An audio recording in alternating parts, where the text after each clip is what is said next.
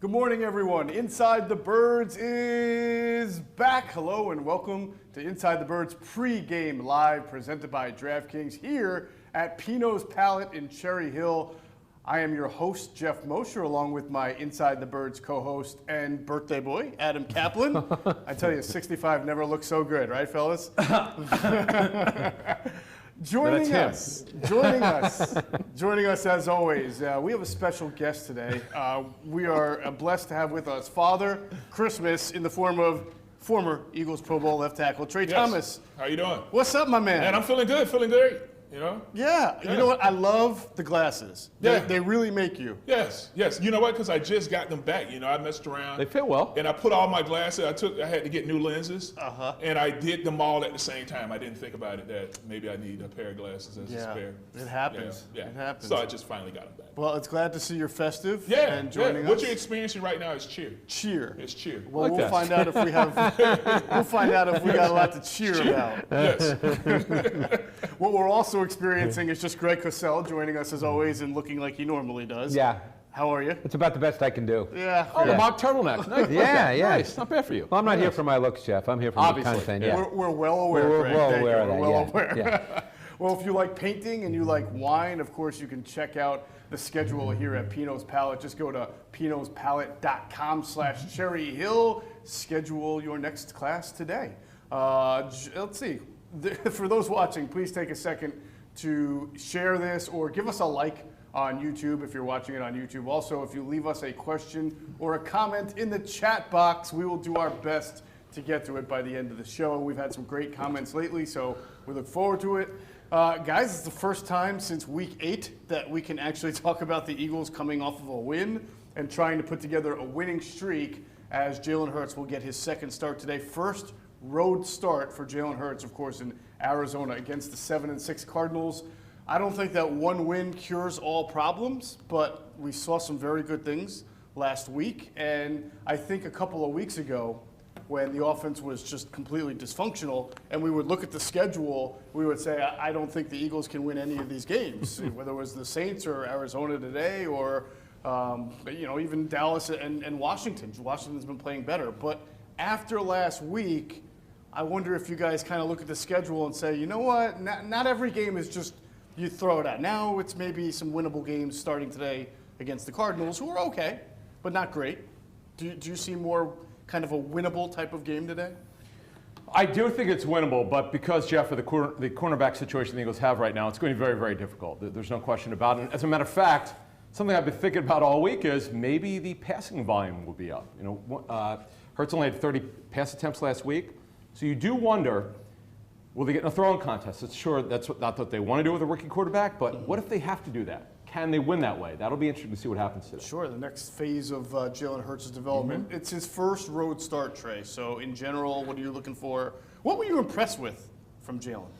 Just his poise. I think that, seeing how he came out and he didn't let the stage rattle him.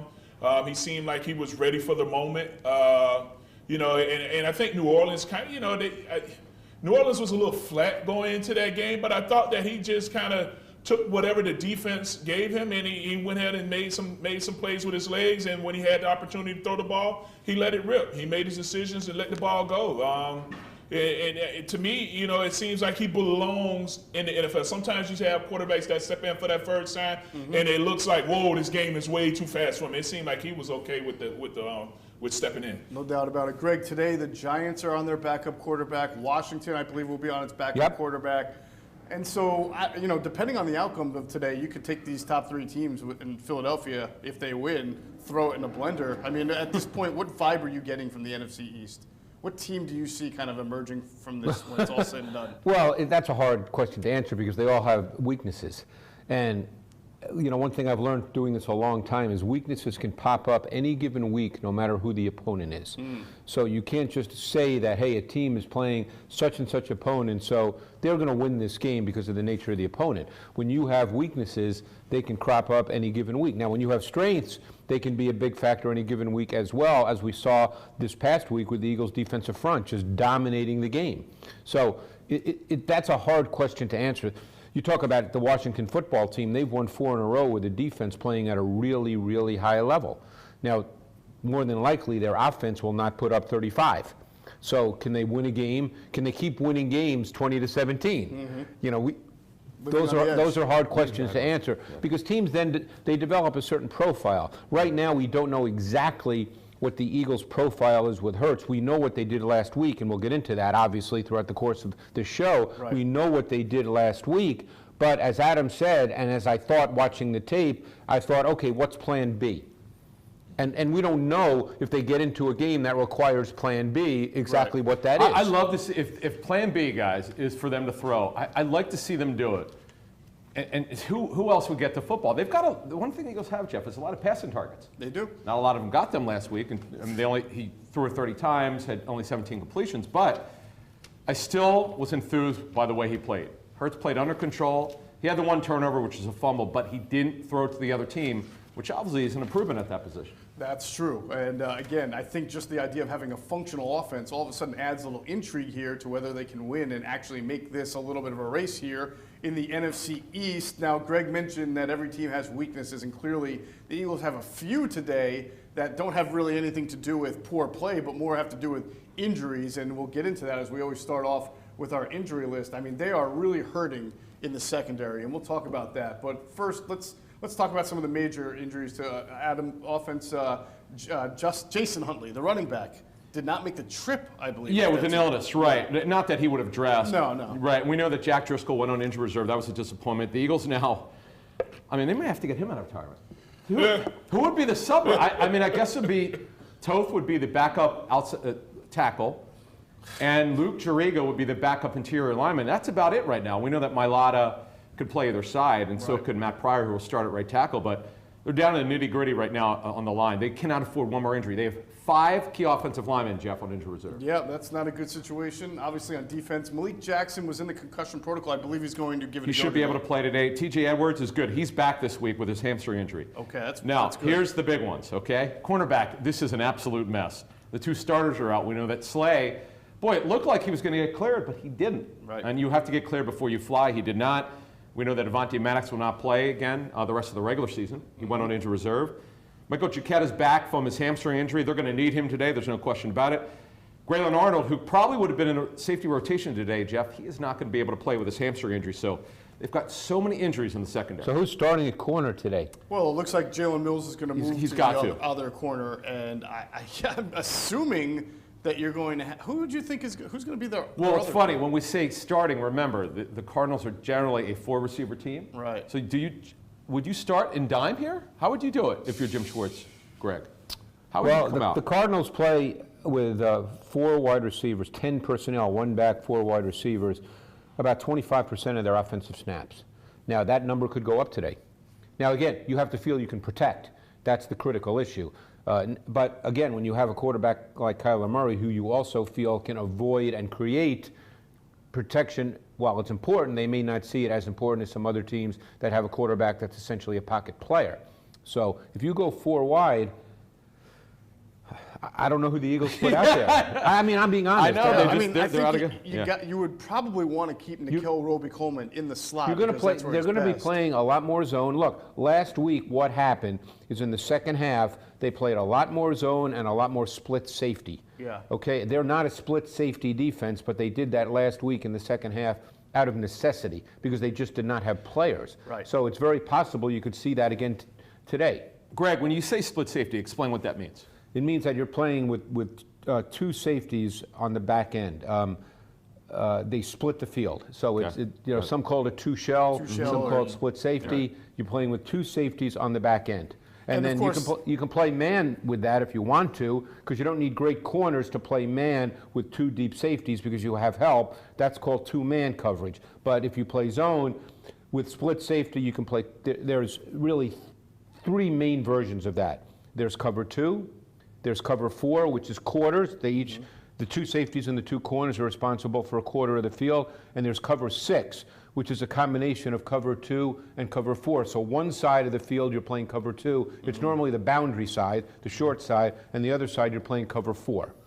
Now with that split safety though, now because now they can't play around and start having guys come down and get down in the box. So you're going to have to keep those guys back just because of what this receiving core can give you. So that puts pressure, Jeff, on the D-line, right? Then you have more trouble stopping the run because you have a safety out of the box, and then also when you have a guy like Kyla Murray who can run around and you might want to spy, doesn't that also become part of the complication if your safeties are back deep? Yeah. Well, you have to pick your poison, and then it comes down to situational football. You're not going to do the same thing every down. No team does, no matter what their strengths or weaknesses are. Sure. So it gets down to situational football. Because keep in mind, this team runs the ball too. There's a myth out there that Kenyon Drake, and Adam knows this, we've discussed this in other forums, there's a myth out there that Kenyon Drake runs out of spread formations, they spread the field. That's not what they do. 55% of Kenyon Drake's rushes this year have come out of 12 personnel, meaning 1 back and 2 tight ends. Right. And that's where Max Williams, 87, comes in. He's there to block. And then Dan Arnold, the former college receiver, number 85, you're going to see today. And Jeff, here are the available defensive backs. There are 9 of them. We do believe Jalen Mills will play corner today. Mills, Kevon Seymour, who just got there a couple weeks ago. Nicole Roby-Coleman, who Greg told us weeks ago has played on the outside. Michael Jacquette's back this week, and Jamison Houston was added again from the practice squad. The safeties, Marcus Epps, Wallace, Elijah Riley, who was brought up, and Blake Countess, a 2016 draftee who hasn't been with the team in years. They just re-signed him. But he's had snaps in the NFL because he played with the Rams a few years ago. Yes, he could return on specials and play backup safety. So 3 out of the 5 corners for today's game were not on the opening day roster. This is a problem. That's dire. That's going to be I mean, difficult. you just would have to believe that other than a select situation here and there, this will be a zone-heavy day. I would think so. Because even Jalen Mills is not that good a cover corner. Sure. So you're going to have to play a lot of zone. The other team does have DeAndre Hopkins. That's right. And some other pretty good And Christian Kirk's pretty good, too. Yes, he is. We'll get into that. Also, some injuries on the Cardinals side, not nearly as dire, but there are some names of interest. Running back Chase Edmonds has an ankle, but he's questionable. It sounds like he's going to give it a go, or at least try in the pregame. Yeah, because he did work on Friday, right? He did work on Friday. The big one is, well, there are 2. Not that kickers mean a big deal, but Mike Nugent will replace Zane Gonzalez, who's put on injury reserve. And Justin Pugh has had this calf injury, so he's questionable for the game. Their offensive line isn't great. I think this is where the Eagles need to make their money, and as we were talking about here, it's going to be a little bit of mental gymnastics on the back end. So the defensive line, once again, we put it on them last week. They're going to have to do it again and win. But keep one thing in mind. Murray, who was injured for a bit, and I think that he had a number of weeks where he didn't run very much. Last week, he was back running. Yeah. He had 14 rushes overall. Some were designed, some were scrambles. So you have to factor that into the equation here. That was a shoulder injury, right shoulder injury. Right. So, yeah, he's not on the injury report. Now, on defense, this is where they've got some issues. Jalen Thompson, who was a starter at safety. Chris Banjo, the sort of a 4th safety and a special teamer. That's where he made his money on special teams. He's been starting the last couple of weeks. Right. He's starting for Jalen Thompson. Jordan Phillips, who they brought in from Buffalo, he re-injured his hamstring. He's on injury reserve, the rare injury reserve twice in one season. Zach Allen will fill in for him as he did last week. And Dre Kirkpatrick should play a corner. They're not super deep at corner. I still believe the Eagles will spread it out like they have, and there could be some plays to be made against But they have 3 good corners if Kirkpatrick's healthy. If he's healthy, right. They have 3 good corners. Yes. They do. A complicating problem for the Eagles today. They'll be playing indoors in the stadium there at Glendale, Arizona. So we don't need the meteorologist today? No. We will not need that. We'll start well, then he's done. He's out. See you. Take a look. We'll get you next week, Adam. All right, so again, remember, if you're watching now, please hit that like on YouTube. It does us really big favors. And also hit share or retweet on any other platforms that you might be watching it on. As we start off our discussion today, we'll get into the offense as it looks now. It was a different look last week against the Saints. Obviously, you had Jalen Hurts in there providing the spark in place of Carson Wentz. But I think that the offense in general came with a few bells and whistles that we had either been looking for a while and just hadn't seen, or were implemented for this game. But Adam, I want to start with you because I know you talked to some people who watched around the league, who watched the Eagles offense, and I'm sure they noticed they were surprised to see something different. Everyone I spoke to said they were, I don't want to say blown away because they expected it, but not to the degree, the amount of pre-snap motion. And we've been lamenting this. Where has this been the entire season? I don't know why they waited till now, but it worked. And the coaches really, I got to tell you, and we could always say, like, teams could see it on tape before the game. They could go what they think they're going to see because they obviously watch the tape from Oklahoma. But until you go live, you have to react. You either go to the right way or the wrong way. And some of that pre-snap motion was impactful, particularly helping, by the way, as Miles Sanders called during the week, he said the RPOs would work, and you could argue any way you want to argue, but they worked. And that's what they brought to the game, and it worked last week. What to you, Trey, when you were watching? I mean, I'm sure you had to notice that the running helped alleviate the pressure from the offensive line. There was no sacks in the entire game. I know it stood out to you. Yeah, the running definitely helped. Now, there weren't any sacks, but there was some pressure.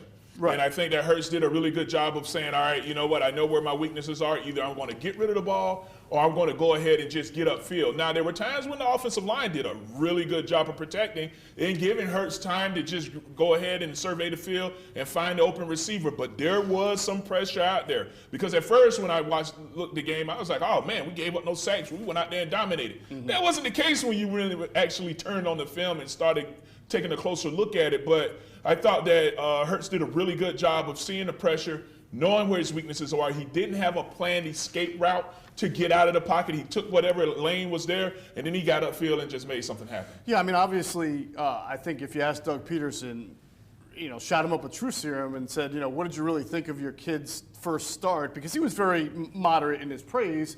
I think he would be a little bit more praiseworthy of what you said, the calmness, the poise, the leadership. I mean, I'm sure you can remember your first start and what was going through your head at the time, right? And try to be that as you're the starter and it's week, you're in the middle of the season and you only really had a few days to prepare. That intensifies it. Yeah, absolutely, especially when it's this late in the season. So when I had my first start, I had preseason and all that other stuff. It was already a lead up to knowing that I was going to start. When you come in at week, 13, 14, and you're saying, all right, you're the starter now and you're the quarterback, and you have all of this that's going on, another quarterback controversy, all the question that's going into it. I know that definitely adds to it. Yeah, no doubt. Greg, I want to ask you, because a lot of what people have said about Jalen Hurts' first game is accentuated by the fact that it came against the team that had the #1 defense at the time. When you watch the tape, do you feel like the Eagles did something that caught the Saints off guard at all, with whether it's the RPOs or their design runs? Were you surprised by anything you saw on tape? My sense is that the Eagles built a game plan around Jalen Hurts without regard to the defense. So that was my sense. Now, I think the Saints were it probably took them time to adjust because they didn't know what they would get. So the notes I made, here's what the notes I made. I said, here's what you saw with Eagles offense. Multiple motions, including jet and orbit, designed boot action, one read concepts, including quick game and screens, RPO concepts, zone read, design quarterback runs, including power draw and pin pull. Those were all part of the Eagles' game plan, and what they were trying to do was play to his strengths and limit his decision making. And that's what I mean when I said that I think they built their game plan around Hurts regardless of the defense. Right. They would have done that if they were playing the worst defense in the league, because they had to make sure when you play a young quarterback, you have to make sure that you don't give him too much as far as decision making. So you're playing to what he does really well. And by the way, he had some really good scrambles as well. And that's part of his game. And that will be part of his game. And you want to limit his decision making, which, by the way, is the absolute right thing to do. That's no knock on Hurts. Right. It's his first NFL start. Right. So that's what the Eagles did. And the game played out that they could play that way for 4 quarters. As I was watching the tape, and I said this a moment ago, I kept thinking, and I obviously knew how the game played out, when I watched the tape, but when I was watching, I was thinking to myself, okay, what if the game played out differently? What was plan B going to be? They never needed to get to plan B. That's why I find it fascinating today, Greg. What if they get behind? Now, will they stay with a run? We know historically Peterson is not, but what will they do and how will they come back? I just feel like with the secondary, Jeff, that the Cardinals Yeah, are they're going going to have to facing. probably score some more They're points. going to have to. This is, to me, could be a throw ball game. Could be. I have a feeling it's going to be. We'll see if I'm right or not. Now, New Orleans didn't help themselves by being undisciplined when it came to rushing. Too many times you Yep. saw them just lose contain. They just felt like they can just overpower this offensive line, and they got caught by surprise. I thought Yep. that, they felt like, all right, well, we don't need to spy on that. We have our front four can just go out there and dominate this beat-up offensive line, and you saw them lose contain at times, and then there you go, Jalen Hurts cutting up field and making something happen. Did you think watching it, was it a combination of the Eagles' offensive line performing at a high level, or was it more because the Saints made too many mistakes? I think they made a lot of mistakes. Now, our offensive line, they did a good job. They did a solid job, but I think that there were a lot of mistakes by New Orleans by losing contain, not playing disciplined football. You see the defensive ends crashing down, now allowing Hurts to get the edge on a couple plays. So it worked in their favor. One thing I noticed, and two things were actually, from the first, right out the gate, I think the first third down, you saw Jalen Hurts scramble to the right and beat Demario Davis to the sideline. Davis is a good linebacker. Yeah, but he was sort of trying to play betwixt and between because there Right. was a receiver behind him, Right. and I'm sure he knew that, and he did not want to just attack Hurts because then the throw goes right over the top of him. Right. So, and I noticed that the Saints obviously did better defensively, at least the numbers say, in the second half. Did you see any adjustments from them in the second half that you think that they did something differently?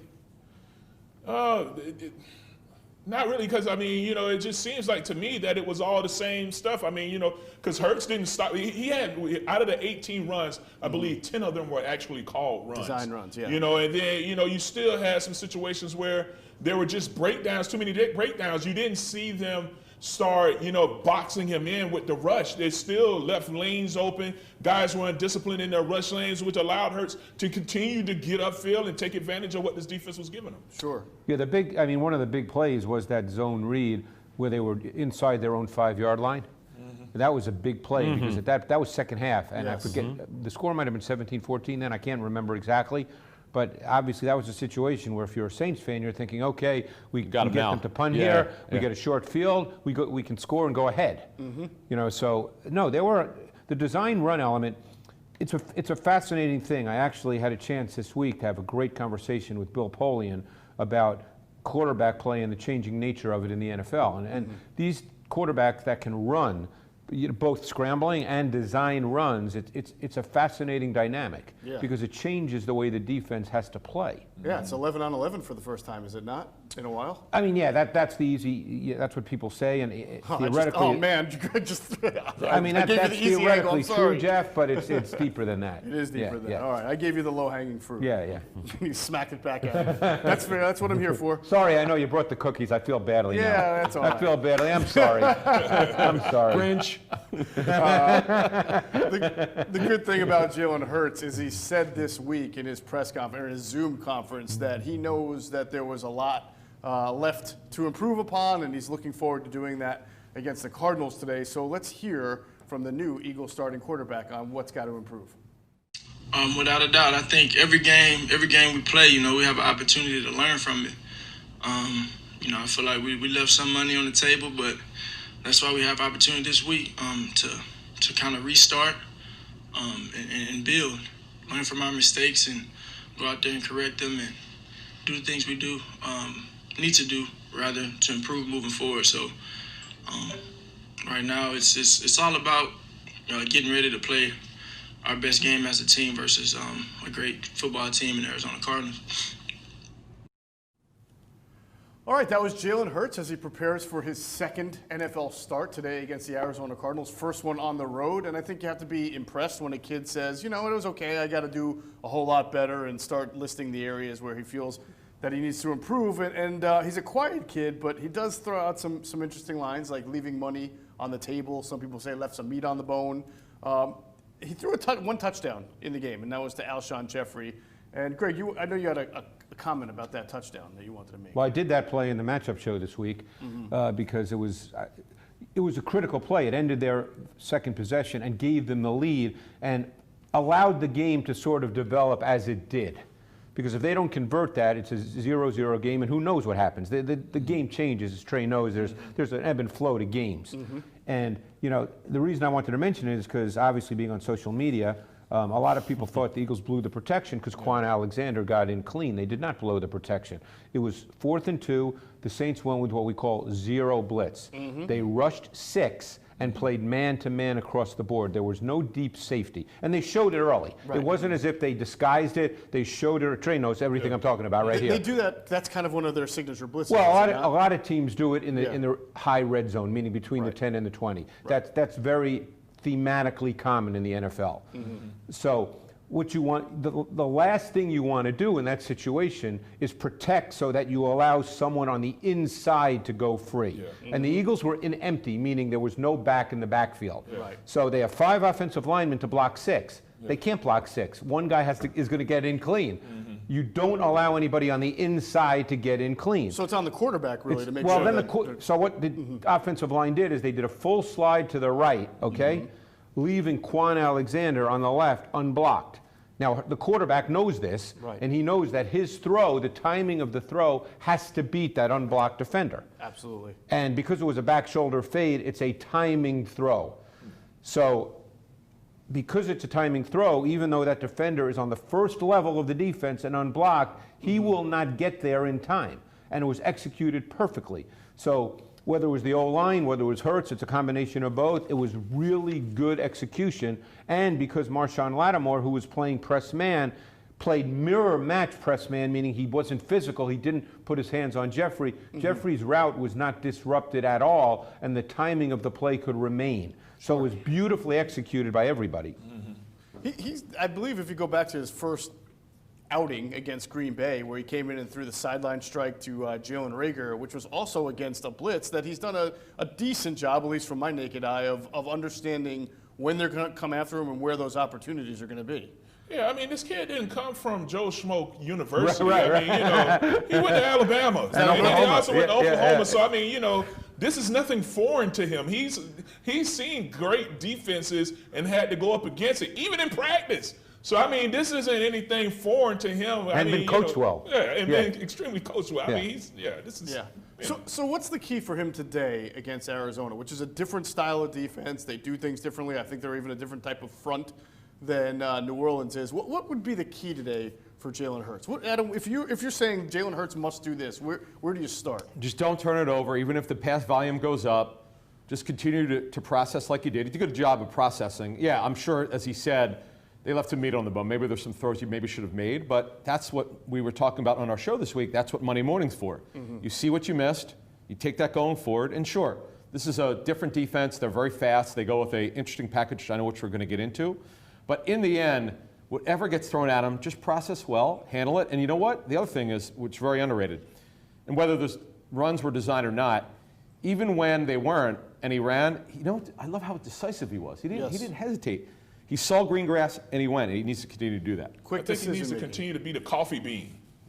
The coffee bean. Yes. You remember that little quote that he gave? Oh, yeah. I heard he wants to be the coffee bean. That's right. Which was interesting. Once you heard the background of the story. Yeah, what was that in here? Well, he said that he wants to continue to be the coffee bean. And he didn't really give you the outline of the story. And it's from this guy that I guess was a motivational speaker that came and spoke to while he was at Alabama and Oklahoma, where this guy went to prison. And a guy that was that he was getting ready to go serve his life sentence with told him about, you got 3 things if it's a carrot, egg, or a coffee bean, and they were saying if you put it in boiling water, what happens to the carrot? The carrot becomes soft.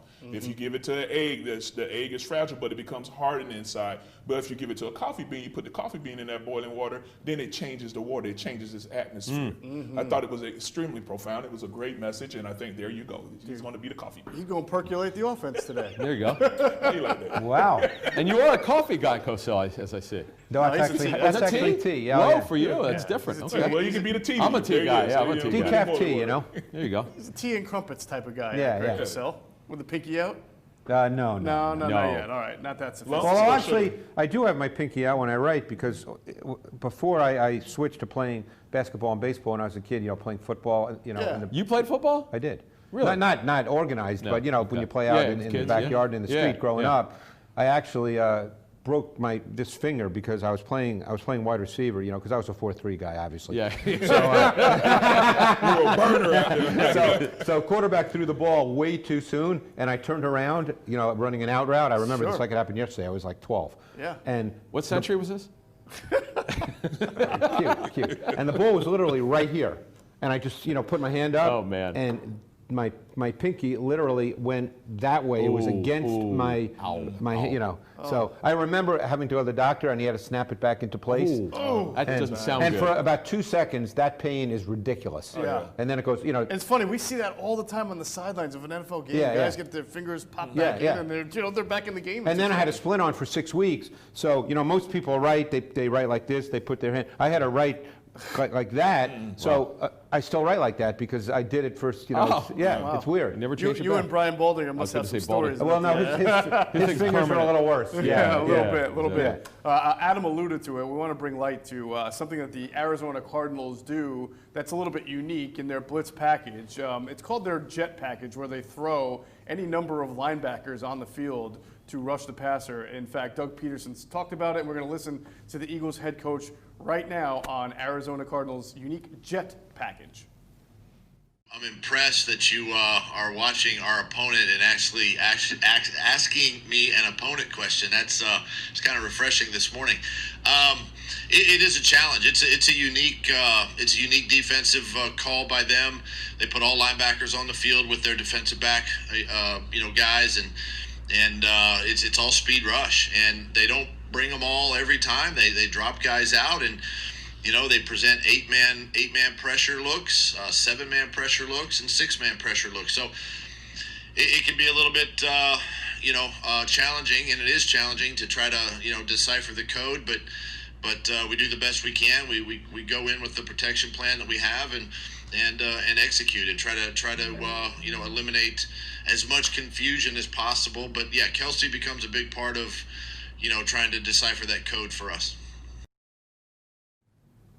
All right, that was Eagles head coach Doug Peterson talking about some of the unique pass rushing schemes that the Cardinals use. Greg, I'll start with you because you go back to last week. What the Saints do, their number one defense. I don't know if they did anything that you would consider out of the ordinary defensively, but certainly with what the Cardinals do in their pass rushing scheme seems to be a little bit more exotic. Well, I think in the NFL, what you see now in long yardage situations, certainly third down, is you see teams want to get their best pass rushers on the field, and they want speed and they want better athletes. So a lot of teams play 3 defensive ends.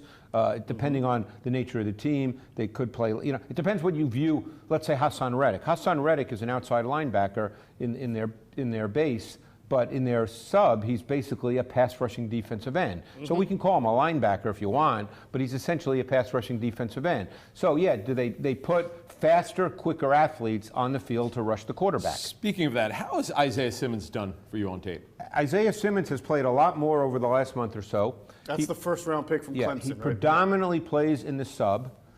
I would not be surprised today if we see him at times as the spy on Jalen Hurts in certain situations. That would make sense. Because Simmons is a great athlete. You're starting to see over the last 3-4 weeks the athletic traits show up. I think early in the year, first of all, he wasn't playing very much. And second of all, you could see him thinking through the game, and the athletic traits weren't showing up. You're starting to see that more and more now because he's getting more comfortable. So it would not surprise me to see him used in certain situations as a spy today. I would add to that. There was a team in the NFC North who told me that had he been there, they would have taken him in the first round because they wanted him as a sub-package rusher and also to cover running backs out of the backfield, which is really why if you're going to take a linebacker early, you want someone who can run, and this guy can. He does a little bit of that. He's an interesting player because of his size, people see him as a linebacker. He's 6'4", 238. I stood next to him on the field at the Combine, and he just looks like Tarzan. But his skill set is actually that of a safety. But because of his size, he's viewed as a linebacker. Right. So what is, Trey, the responsibilities on Jason Kelsey and the offensive line today when you're going to see a 3-4 front that can be very multiple and can throw, as Doug Peterson said, 7 linebackers on the field, and they're all standing up, and some of them could all drop, some can rush. I mean, when you have that kind of a defense, What is Jason Kelce's first and foremost responsibility today? Declaring who your known rushers are, you know, that, and everybody's going to have to be on point with that. And that's the interesting thing about a 3-4, especially when you have everybody with these 40 numbers on. You know, it makes it extremely important that you go out there and you declare, hey, whoa, he's the Joker, he's the Mike. You need all of this communication needs to happen. And then, you know, your guards and tackles need to make sure that they're extremely careful with their rules. That's extremely important to understand. All right, you know what? If it's a man protection, all right, you know what? Hey, we need to, this outside guy that's standing out there might have the running back. We need to make sure that if Riddick is standing up back there, that we need to make sure that we take care of this, because we don't want to put the running back on him and give him a full head of steam, you know? So now you need to make sure that you understand who your known rushers are, who are your guys that's going to cover, that's going to drop back into coverage. And that's why it makes it a little difficult when you're dealing with a 3-4 front. And when, especially when you get into this jet package, their little NASCAR package, you know, when everybody's standing up and moving around and all of that other stuff, you need to make sure that you understand who your guys that are becoming. Let me ask you a question. When you get that kind of front, you know, on third down, let's say, or long yardage, and they have, maybe it's an amoeba front, maybe everybody's standing up, maybe just one guy's got his hand on the ground. Does the O-line in that situation try to declare who the 5 are that they have, or how will they do that? Well, like when you're gonna try to declare who the 5 are, you're gonna say, okay, you know what? He's the known rusher. We're going into it knowing which guys are rushing, you know, and understanding their numbers, and that's extremely important. That needs to be covered in practice from day one to know, okay, 48, 47, whoever, 43. You need to know who those guys are, and then from there, you still have to just go with whatever the protection is. You need to make sure you understand your rules. Because obviously teams go with what we call Mike protection. You know this better than I, where the offensive line is responsible for 4 rushers and who they declare the Mike. Yeah, so and that's going to be a man protection. So yeah, that's right. So that becomes extremely difficult when guys are just milling around pre-snap, and there's a lot of pre-snap movement, and only 1 or 2 guys have their hands on the ground. That's extremely difficult, because now you say, all right, hey, Mike is 48 or whatever this is. When you look at their package, Mike is going to be 59. So, and Mike can be whoever you declare Mike. So you can't get caught up in hey, he's the Mike person in this particular on the depth chart. Mike can be whoever. So you have to understand that and know that, okay, whoever the center declares Mike, that's Mike, and then after that, all of our rules break down. Because the back has to know all this too, because the back has to know which 5 pass rushers the offensive line is responsible for, because then he has to know, okay, if someone else comes, then that's me. So when you declare who Mike is, if you happen to be wrong about who is coming or who in that situation is for blitzes, as long as everyone's on the same page, does that kind of rectify it? You know what I'm saying? Like that as long as the offensive line knows. How does that work? No, because all right, if we're all on the wrong page and we're all wrong, then now you're putting the running back on the DN. Right. You could be putting the running back on a big guy if you make the wrong call. You know, let's go back to when New York got all those sacks on us against you know, a couple years back when I think Spagnuolo was a defensive coordinator. What they did was they put OC and Big Boy. Who was the other D? And Tuck. You put him up there in the middle linebacker position. And if you mess around and you don't call one of those guys as a down rusher, now you put the running back on 2 big defensive ends that got a full head of steam to come downfield. So you have to be extremely careful when you say, all right, you know what, this guy is Mike. These are your responsibilities, because now if you have a amoeba and everybody's moving around, now I want to make sure that I get the running back on the smaller guy. I want to put him on the linebacker or safety or something like that. I don't want him taking on a defensive tackle or DN. Right. So we know, and of course we'll do trench talk a little bit later, but we know that the Eagles will be starting their 13th iteration of their offensive line in Game 14 for them. Is there a specific, Matt Pryor will start right tackle unless barring any unforeseen changes. Is there any specific part of the line or person on the line that you wonder if they'll be able to process this and be able to fulfill all their responsibilities because of this defense? Right now, this is going to be, you know, I just want to make sure that Kelce is going to be, because I mean, there are times that you might have to change who your guy is. And, you know, so you might have to say, hey, you know what, this guy is going over here, but then the way things move around, hey, we might need to redirect which way we're going to slide or how we're going to protect. So this is going to be, you know, because everybody else, I mean, at the end of the day, slide protection, man protections, man, you know, but the communication part is what's going to be important. And, you know, with Matt Pryor stepping in at right tackle, you know, if he and Nate are going to be able to have those, you know, how they're going to communicate, because, you know, you can see Arizona comes with a lot of different games as well. That's great. You know, so how were you practicing this week with switching all of this stuff off, making sure that you get the right calls and taking it from there? I could tell you on the games, I'm told that the running backs have had some issues when you're seeing the TE stunts. It has not been on the linemen. The Eagles think it's actually on the running backs not picking up the right blocker. It's been consistent. They've had some issues with pass protection this And the season. other thing, Trey just mentioned it, they're very good with stunts. Really good with stunts. And they've got flexible players. You mean Arizona's Arizona really is. running them? Yes. Arizona is, and they've got flexible rushers. You know, Reddick can bend. I mean, he's 239 pounds. You know, he's an athlete. Yeah. I mean, he came out of Temple. He initially was moved to stacked linebacker, and that's not his position. And now he's back playing on the edge, which is what he is. At that Senior Bowl that I was at when he was there, he went from being a third-round pick, one of the best performances I've ever seen during Senior Bowl practices. He's a bendy, flexible guy, and people just think about that in terms of rushing off the edge, but that's really effective, too, as a looper in stunts, because then he can come right off if it's a TE stunt, and they dominated against the Giants with stunts last week. Yeah. He can come right off the tackle and bend, and it's so what the offensive line needs, and the term I always use, and I learned it from an offensive line coach, is accelerated vision. Because protections don't change after the snap, but offensive linemen then have to be aware, because you don't know, you know, with all the people moving around pre-snap, they might set the protection, and then it looks a little different after the play starts. And Trey knows this. You know, you have to be able to then adjust. The protection doesn't change as the official call, but you have to be able to see and adjust. It's funny when it comes to Reddick, Jeff. He was a guy who was available to trade in previous years.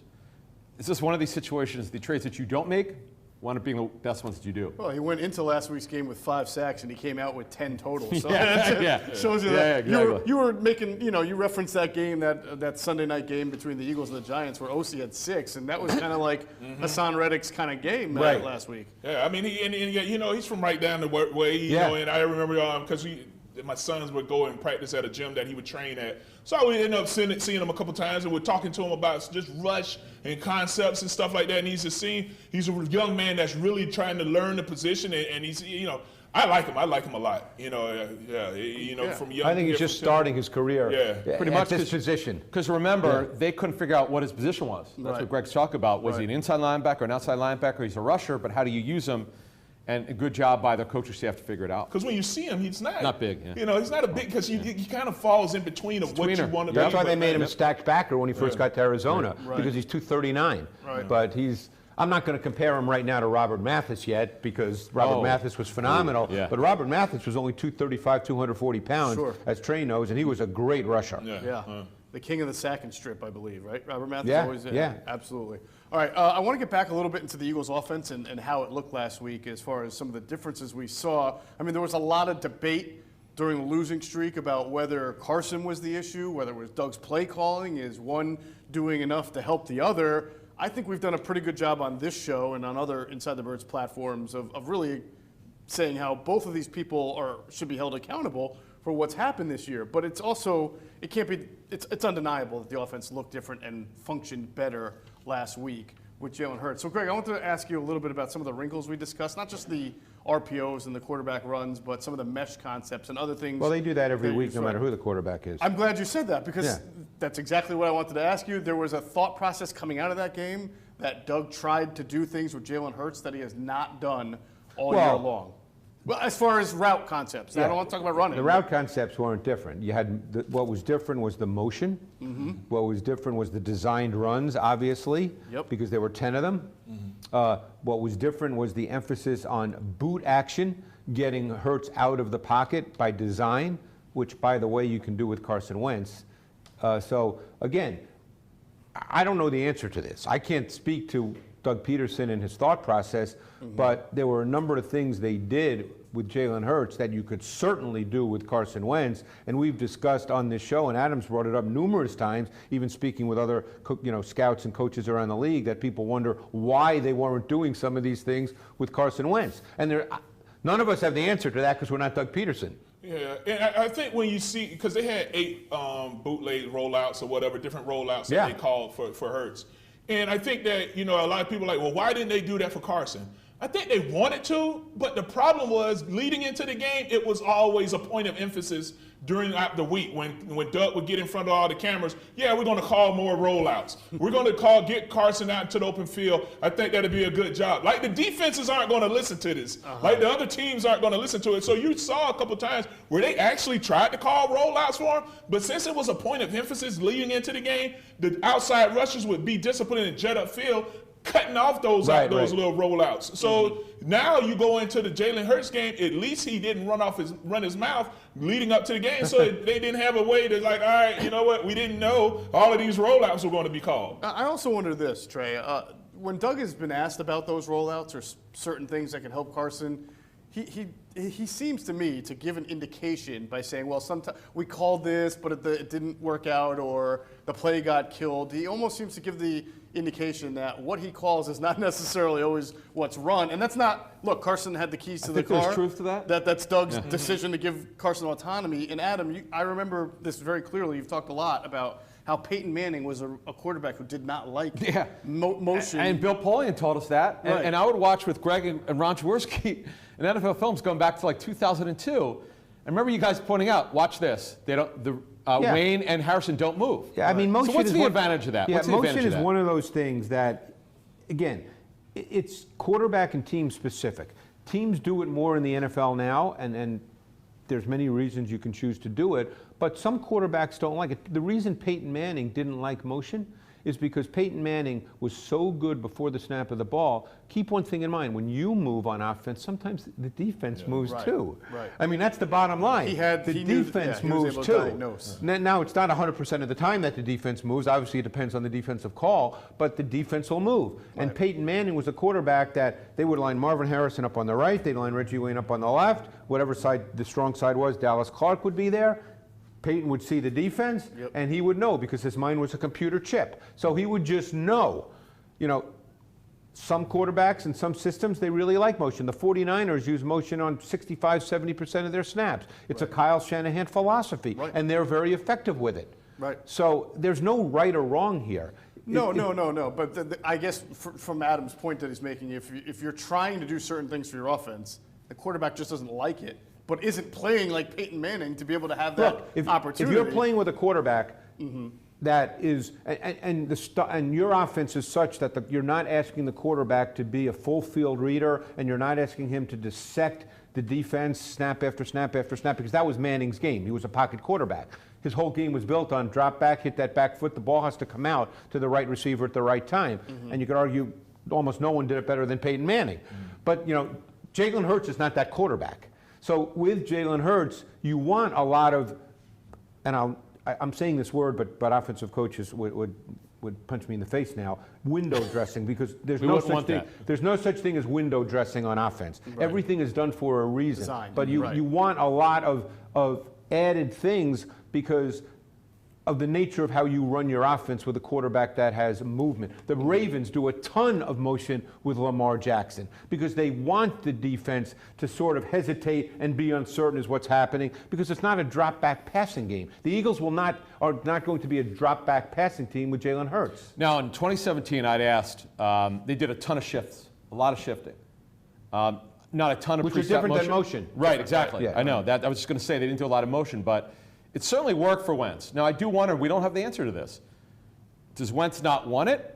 And as Greg's talking about, does Peterson call it? Does he audibles out? I'd love to know the answer to that. I'd love to know. But that, to me, is an issue. For it to work, though, you better make sure that your offensive line is tight as well, because, I mean, now that changes rules. Yeah. Because you mess around and send a receiver in motion, then that corner doesn't follow all the way around, and he kind of sits there. Now he becomes the blitzer, and then the other side is going to drop back.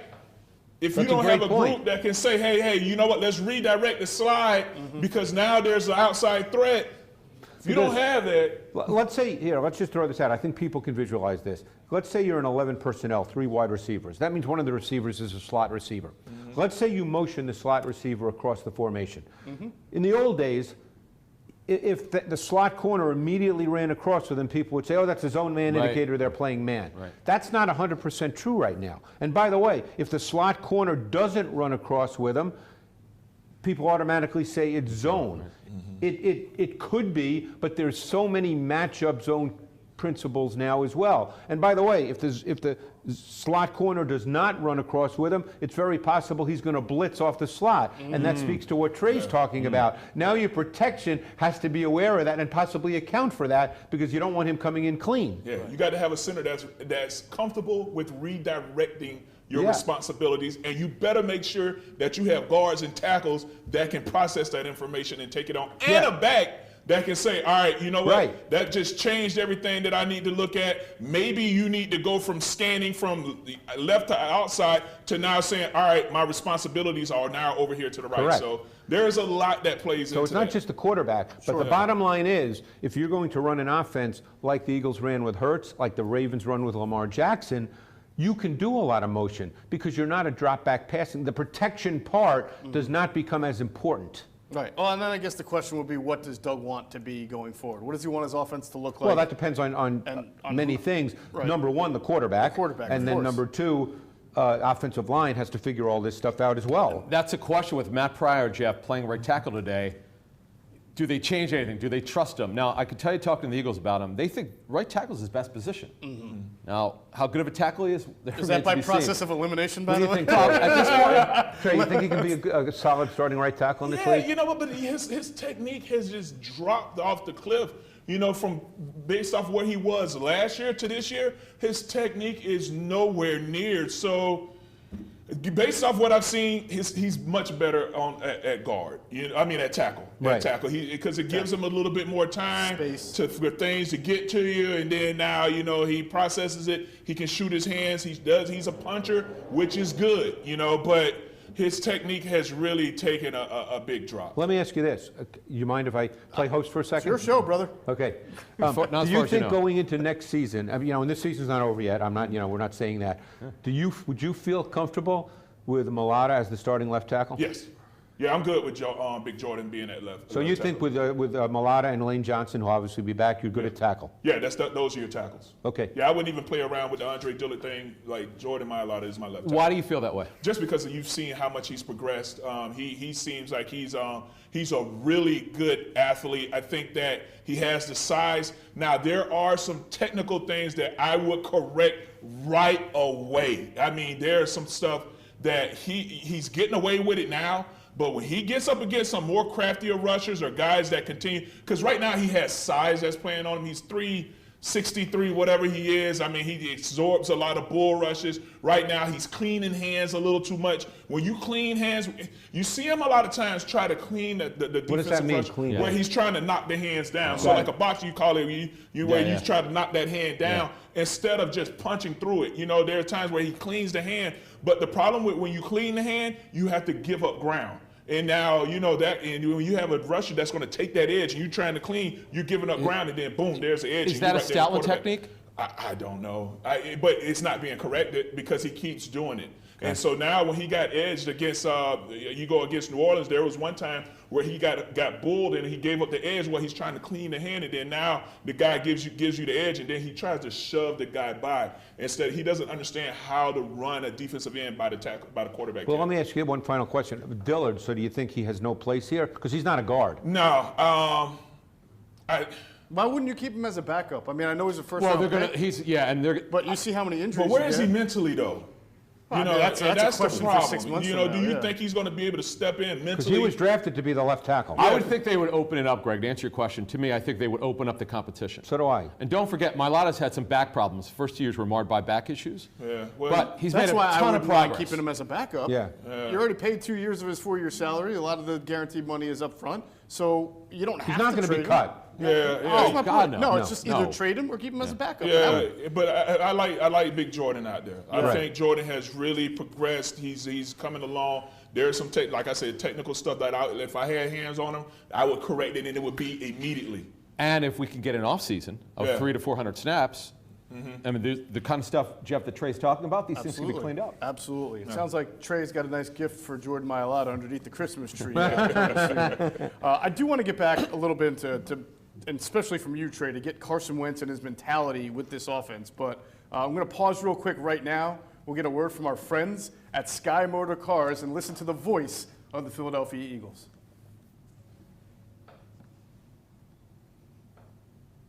Motor Cars in Westchester is a different sort of dealership. All it takes is one look at their Highline pre-owned vehicles that people all over the country want and need. Owner Brett Schiller makes sure you don't spend a dime of your money before you purchase the car. Sky Motor Cars allows you to make all the decisions regarding your next vehicle. At Sky Motor Cars, you never have to spend more than necessary. Visit SkyMotorCars.com today or call 610-918-7225. All right, we are back, and of course, Sky Motor Cars. We thank them for their affiliation. And Adam, I know you've done a lot of work with them. I have. In fact, my wife and I bought and sold cars for them last summer. And here's a great thing: if you don't live in the Delaware Valley, they ship cars all across the country. In fact, they do probably more than 50% of their business through their website, SkyMotorCars.com. So if you don't live in Westchester or New Jersey, Delaware, even New Jersey, you can get it shipped. They do that. Greg, real quick, as we kind of finish off the offense here, I wanted to ask you about Arizona's preparedness for facing Jalen Hurts and the Eagles' offense, because I've surmised this, and you're the expert, but they play 4 games a year against the Niners and against the Well, they play Rams. against Russell Wilson. Well, I was for the motion and the misdirection part. That's 49ers Right, and Rams, right. and then for the running quarterback Yeah. part, 2 more games a year against Yeah. Seahawks. So I feel like they're not going to be surprised. No, they won't be. And now that you have a game on tape, and the Eagles' offense won't change dramatically in 1 week. I think what you might see, depending on game flow, is a few more shot plays, because they took the shot play to Rager. Really nice concept. It was a throwback. Hurts Just rolled missed. right, and Rager ran across the field on a deep over route, and he just missed it. I think you'll see a little, you don't do 12 of those in a game, but you could see 2 or 3. The game, Greg, where Tyler Lockett had over 200 yards mostly against Patrick Peterson? No, it was not mostly. Okay, but They have not used Peterson for the most part as a matchup corner. He's predominantly the left corner. Okay. Because, man, it was remarkable what he was able to get done. He's not the biggest guy in the world, but he can run. Who? Tyler Lockett. Tyler Lockett. Yeah. All right, I'm expecting today a little bit something splashy. I feel like second starts for Hurts. There'll be a little more. I There'll feel be like a little more. I always go back to 2017 when Nick Foles took over and Doug knew he had to do a few extra things. I mean, he obviously got the RPO going, but you started to see the Nelson Aguilar wing counters, and then you saw the flea flicker. You're going to see some of that stuff, without question. Yeah, I think you're without going to question. see a splashy play. All right, make sure you're checking out our friends at PHLSportsNation.com. That's Philadelphia Sports Nation. For all of your latest Philadelphia sports news, they're covering the Eagles, Flyers, Phillies, Sixers, and the Union like nobody else. Their goal is to enhance the experience of the Philadelphia sports fan with their great content and coverage. So check them out on social media at PHL Sports Nation on Twitter and PHLSportsNation.com. Let's get into a little more trench talk. We already just got into it a little bit, but normally, Trey, we start off the offensive line, and not to be disrespectful, I'd like to start off with a little D-line trench talk today, because obviously the defensive line has really been coming into its own for the last few weeks. I think it's fair to say that if they're going to hold the Cardinals down a little bit today, it's going to have to be because of their front four pressure and guys like Jayvon Hargrave, Josh Sweat, Malik Jackson, and Brandon Graham. I don't know that there's a player on the defense this year that has shown more development than Josh Sweat, who has now 6 sacks, which is a career high for him. It's in his 3rd year, and obviously he had that big 4th down sack on Taysom Hill last week. Changed the momentum, gave the ball back to the Eagles, and then they went down and got themselves a touchdown. I believe, they scored themselves a touchdown. So, first of all, DJ Humphries is the left tackle for Arizona. He's a guy who I believe had a slower start to his career and maybe has come into his own a little bit. But do you guys like this matchup of Sweat versus Humphries for the Eagles? I like Josh Sweat. I think he's starting to come into his own. He has the build, the typical build that you want to see from a defensive end. How tall is he? What, about 6'4"? He's 6'4", 260. Yeah, I mean, 34.5-inch arms. Oh, yeah, man. I mean, he has long arms, my guy. For him, I always teach him nothing but long arm bull rush, one hand stabs. Because he has the length of arms where most offensive tackles wouldn't be able to touch him if he understood how to use his length. When you go back and you say, all right, well, why didn't we go after Clowney? When you look at, they have a similar type build when you have He's a someone way like better pass rusher than Clowney. Yeah, but he has that same type of build that he can use his length and get those hands out there where offensive tackles, by the time you sit down on it, now he can come over the top. You know, if he continues to just work his length with his arms, he'll be able to continue to dominate. Can you just repeat what you said? I think people would be surprised to hear what you just said. Well, people who watch tape wouldn't be surprised at all because Clowney's not a pass rusher. Talk about those people. Yeah, Clowney is not a pass rusher. You know, how would you describe their differences? I would say Josh Sweat is a good pass rusher and Clowney is not. Is that because Clowney lacks like a refined arsenal Clowney of moves? is a pure power player. Right. Clowney has no bend, no flexibility. He's a pure power player. So Clowney only can win as a pass rusher with an occasional bull rush. Yeah. He's not a flexible athlete at all. Right. I saw someone who I respect say that Chase Young is everything Clowney is not. Yeah. Because Chase Young is a great athlete Right. with bend, flexibility. They were about the same size. And I've been around Chase Young, and man, does he look the part. But Clowney's just not a good passer. That's why Clowney's on IR. He's done for the year, but he played 9 or 10 games. He did not have a sack this year. He just doesn't have any grit. No. You know, and that's what hurt a pisses me lot. off when you have all the attributes to be a solid rusher, but you don't. You know. But he can't bend. You know, he can't bend. Interesting note about Josh Sweat. When the Eagles drafted him in 18, they actually had him playing inside. Not a lot of people know that because he barely played. Oh, that's right. They thought they could use him as a sub-package rusher. And also, he had some work in base because they thought he was a good force player, good against the run. And then his knees got right, and he's taken his game to another level. Well, people might not be aware, you know, he came out of Florida State, okay, as Trey knows. And absolutely. he was coming off a devastating knee injury, devastating. And I watched his tape the year he came out, and he was literally dragging that leg.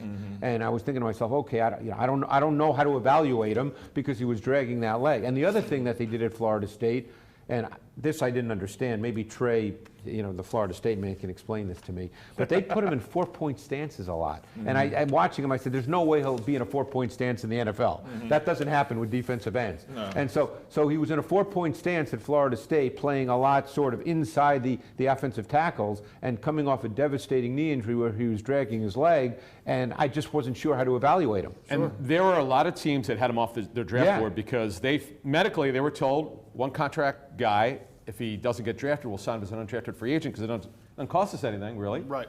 But this has been a good job of scouting, and I got to give the Eagles medical department credit because they thought he would be more than a one-contract guy. And you've been saying for months the Eagles need to sign him to an extension. You got to right? give him After an the season. extension. Yeah, Yes. and he was a big-time recruit coming out of high school, by the way, because that was before his injury. Right. He was a big. I think he might have been. I think he was a the top recruit in the country or Yeah, he something might. like I that, was or going to say he was a top top D-line 5 recruit in the country. Yeah. Now, one of the things that he does a really good job of, he changes his stance.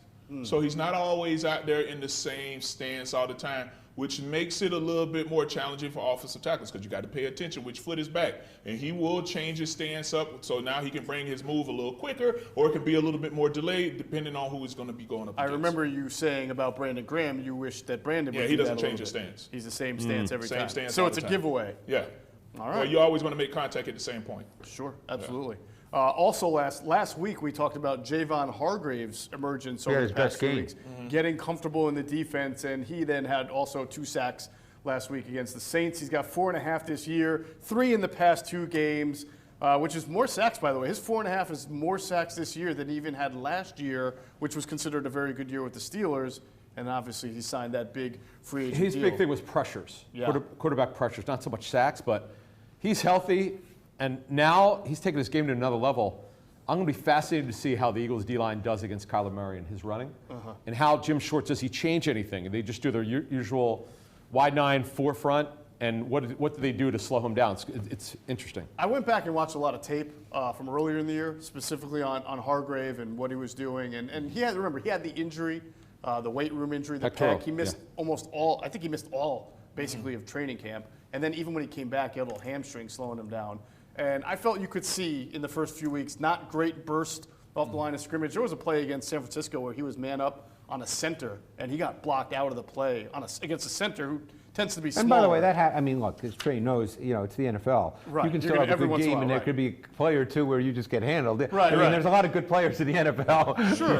It does happen, right, Trey? It happens. That's why I made sure to watch more than one game. Right, I could tell that there wasn't that great burst off the line of scrimmage. But if you watch, I thought right around the Steelers and Baltimore game, which was back-to-back for them, is where he started to pick it up as far as the pressures. Right. And now he's starting to turn them into sacks. I mean, he's looking like the player that He's they a good thought player. he was going to be. And when you have a guards that, if you set back on a defensive tackle like that, like he and Fletcher Cox, those are guys that you want to get in their face. You don't want them.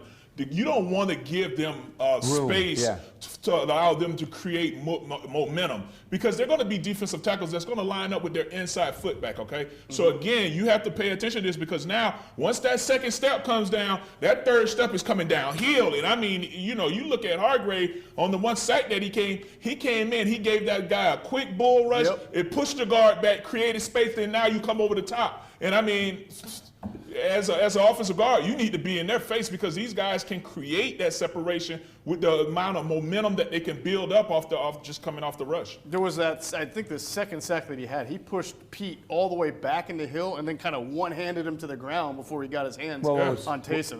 What was super impressive about the game last week was Pete's a pretty good left guard, and Armstead's a very good left tackle, and they had a lot of bad snaps in that game against the Eagles. And boy, Sean Payton was not happy Monday, Jeff. Yeah, he gave into didn't hide the fact that they got handled, and has that happened yet, Greg, this season? Well, not handled to that extent. That was amazing. Yes, 5 sacks. They got handled too. I mean, they got Pete and Armstead. I don't know. You probably looked at him. I think Armstead's a good left tackle, and he got handled on too many snaps. Right. Yeah. Right. Well, I mean, obviously they will be the key today against the Cardinals. Interesting, because this is a different dynamic for the Eagles pass rush for the first 3 or 4 years with Jim Schwartz. And this is probably because of personnel more than anything, but you mentioned it earlier, the 3 defensive ends on the field, that was their bread and butter. When they had Chris Long, they would slide Brandon Graham inside. They would take Tim Jernigan off the field and then give you Cox and Long and and Graham, and then a fourth rusher there. But now they've kind of been more of your traditional 2 DNs, 2 defensive tackles. Well, that's because Hargrave can rush the quarterback. Yeah, and Malik Jackson as well. They don't want to take Hargrave off the field now because he can rush the quarterback. Right. Yeah, well, you pay all that money, better be able to And rush the Sweat quarterback. and his package, we had talked about how many times, you have to be careful about how many snaps you give him. Yeah. Remember, we were saying he'll never get more than 50% of the snaps, and he's somewhere around 40 plus in that area. They're doing it the right way with him. They've handled him well. Absolutely. All right, we will get into the offensive line first. If you're enjoying today's show, the bright lights, fancy graphics, and the quality sound, it is all thanks to our team at Rebel Hill Productions. Reach out to Zach and Jim at Rebel Hill today for a free consultation to discuss your digital strategy and content needs. Their email address is info@rebelhillconsulting.com. You can call them at 215-668-8498. That's 215-668-8498, or just email them at info@rebelhillconsulting.com. We were talking a little bit about Mailata, who I have now, by the way, coined a nickname for. He's going to be Mount Mailata when I talk about him, because he is a He's mountain. a big dude. He's the biggest offensive lineman I've seen. We call him the Big Enterprise. The big enterprise. Okay. I mean, Well, he's you say 6'7". You're 6'7", correct? The Big Enterprise. This I'm dude is 6'7". He's about 6'8". 6'8", yeah. Okay, what was the highest weight you had? I've played at my second year. I was about 350, 360. Okay, this Really? guy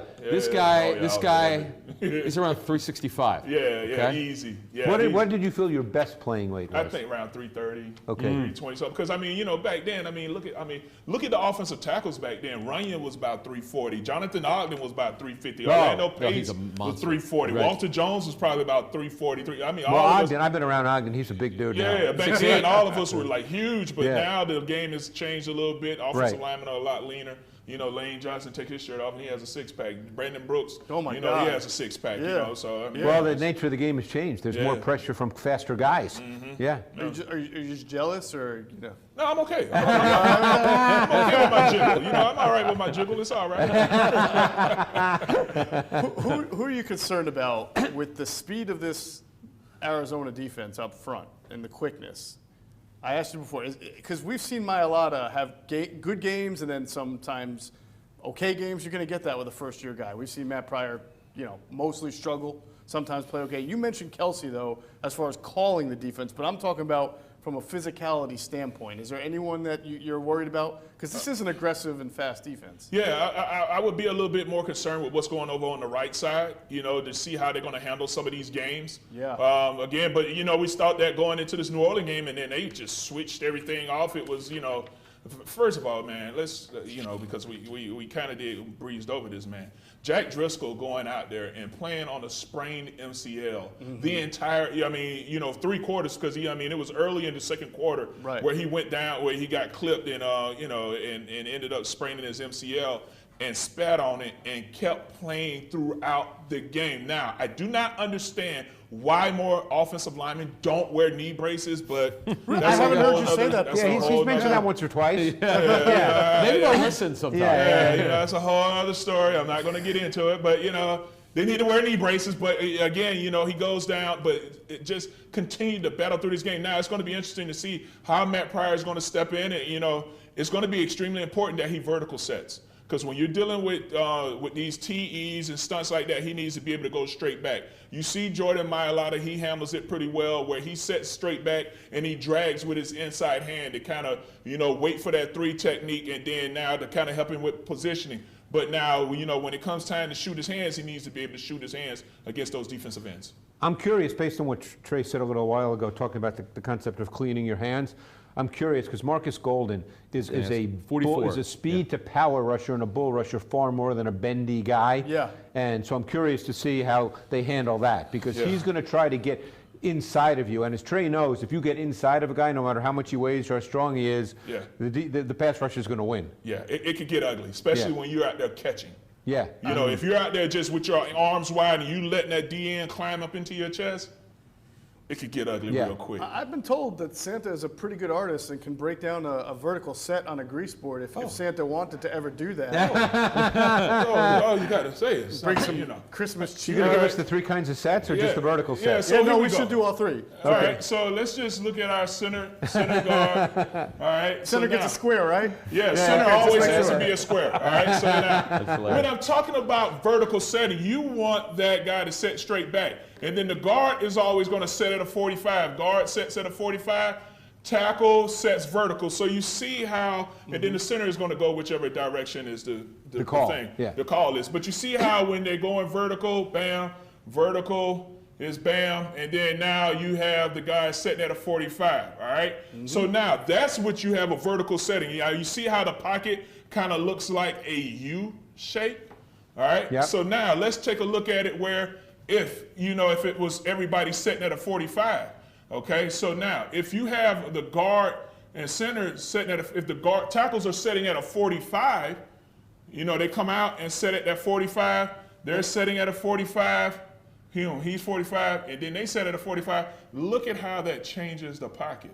That's a reference to the angle, by the way, Yeah, correct? exactly. So you see how that changes the pocket now? And then when the tackle and guard, when the tackle creates space between he and the guard, then now you can get all kinds of games now, because now if you get that TE, he's going to ricochet off his hip, and then he's going to come upfield and then come around. And the tackle's not in a position really to respond to that or see it. He's not going to be able to switch it off. And then that defensive tackle, all he's going to do is try to catch the inside of his hip and then ricochet off of him. And then usually the guard holds on to it a little bit longer because the tackle can't take over. And then now that frees up that defensive end coming around. So, there are a lot of things that can get you picked apart when you set everybody sitting at a 45. It's funny you just talked about that, because I was fortunate about 4 years ago, to be invited down to the University of Alabama in the offseason, and their offensive line coach was around.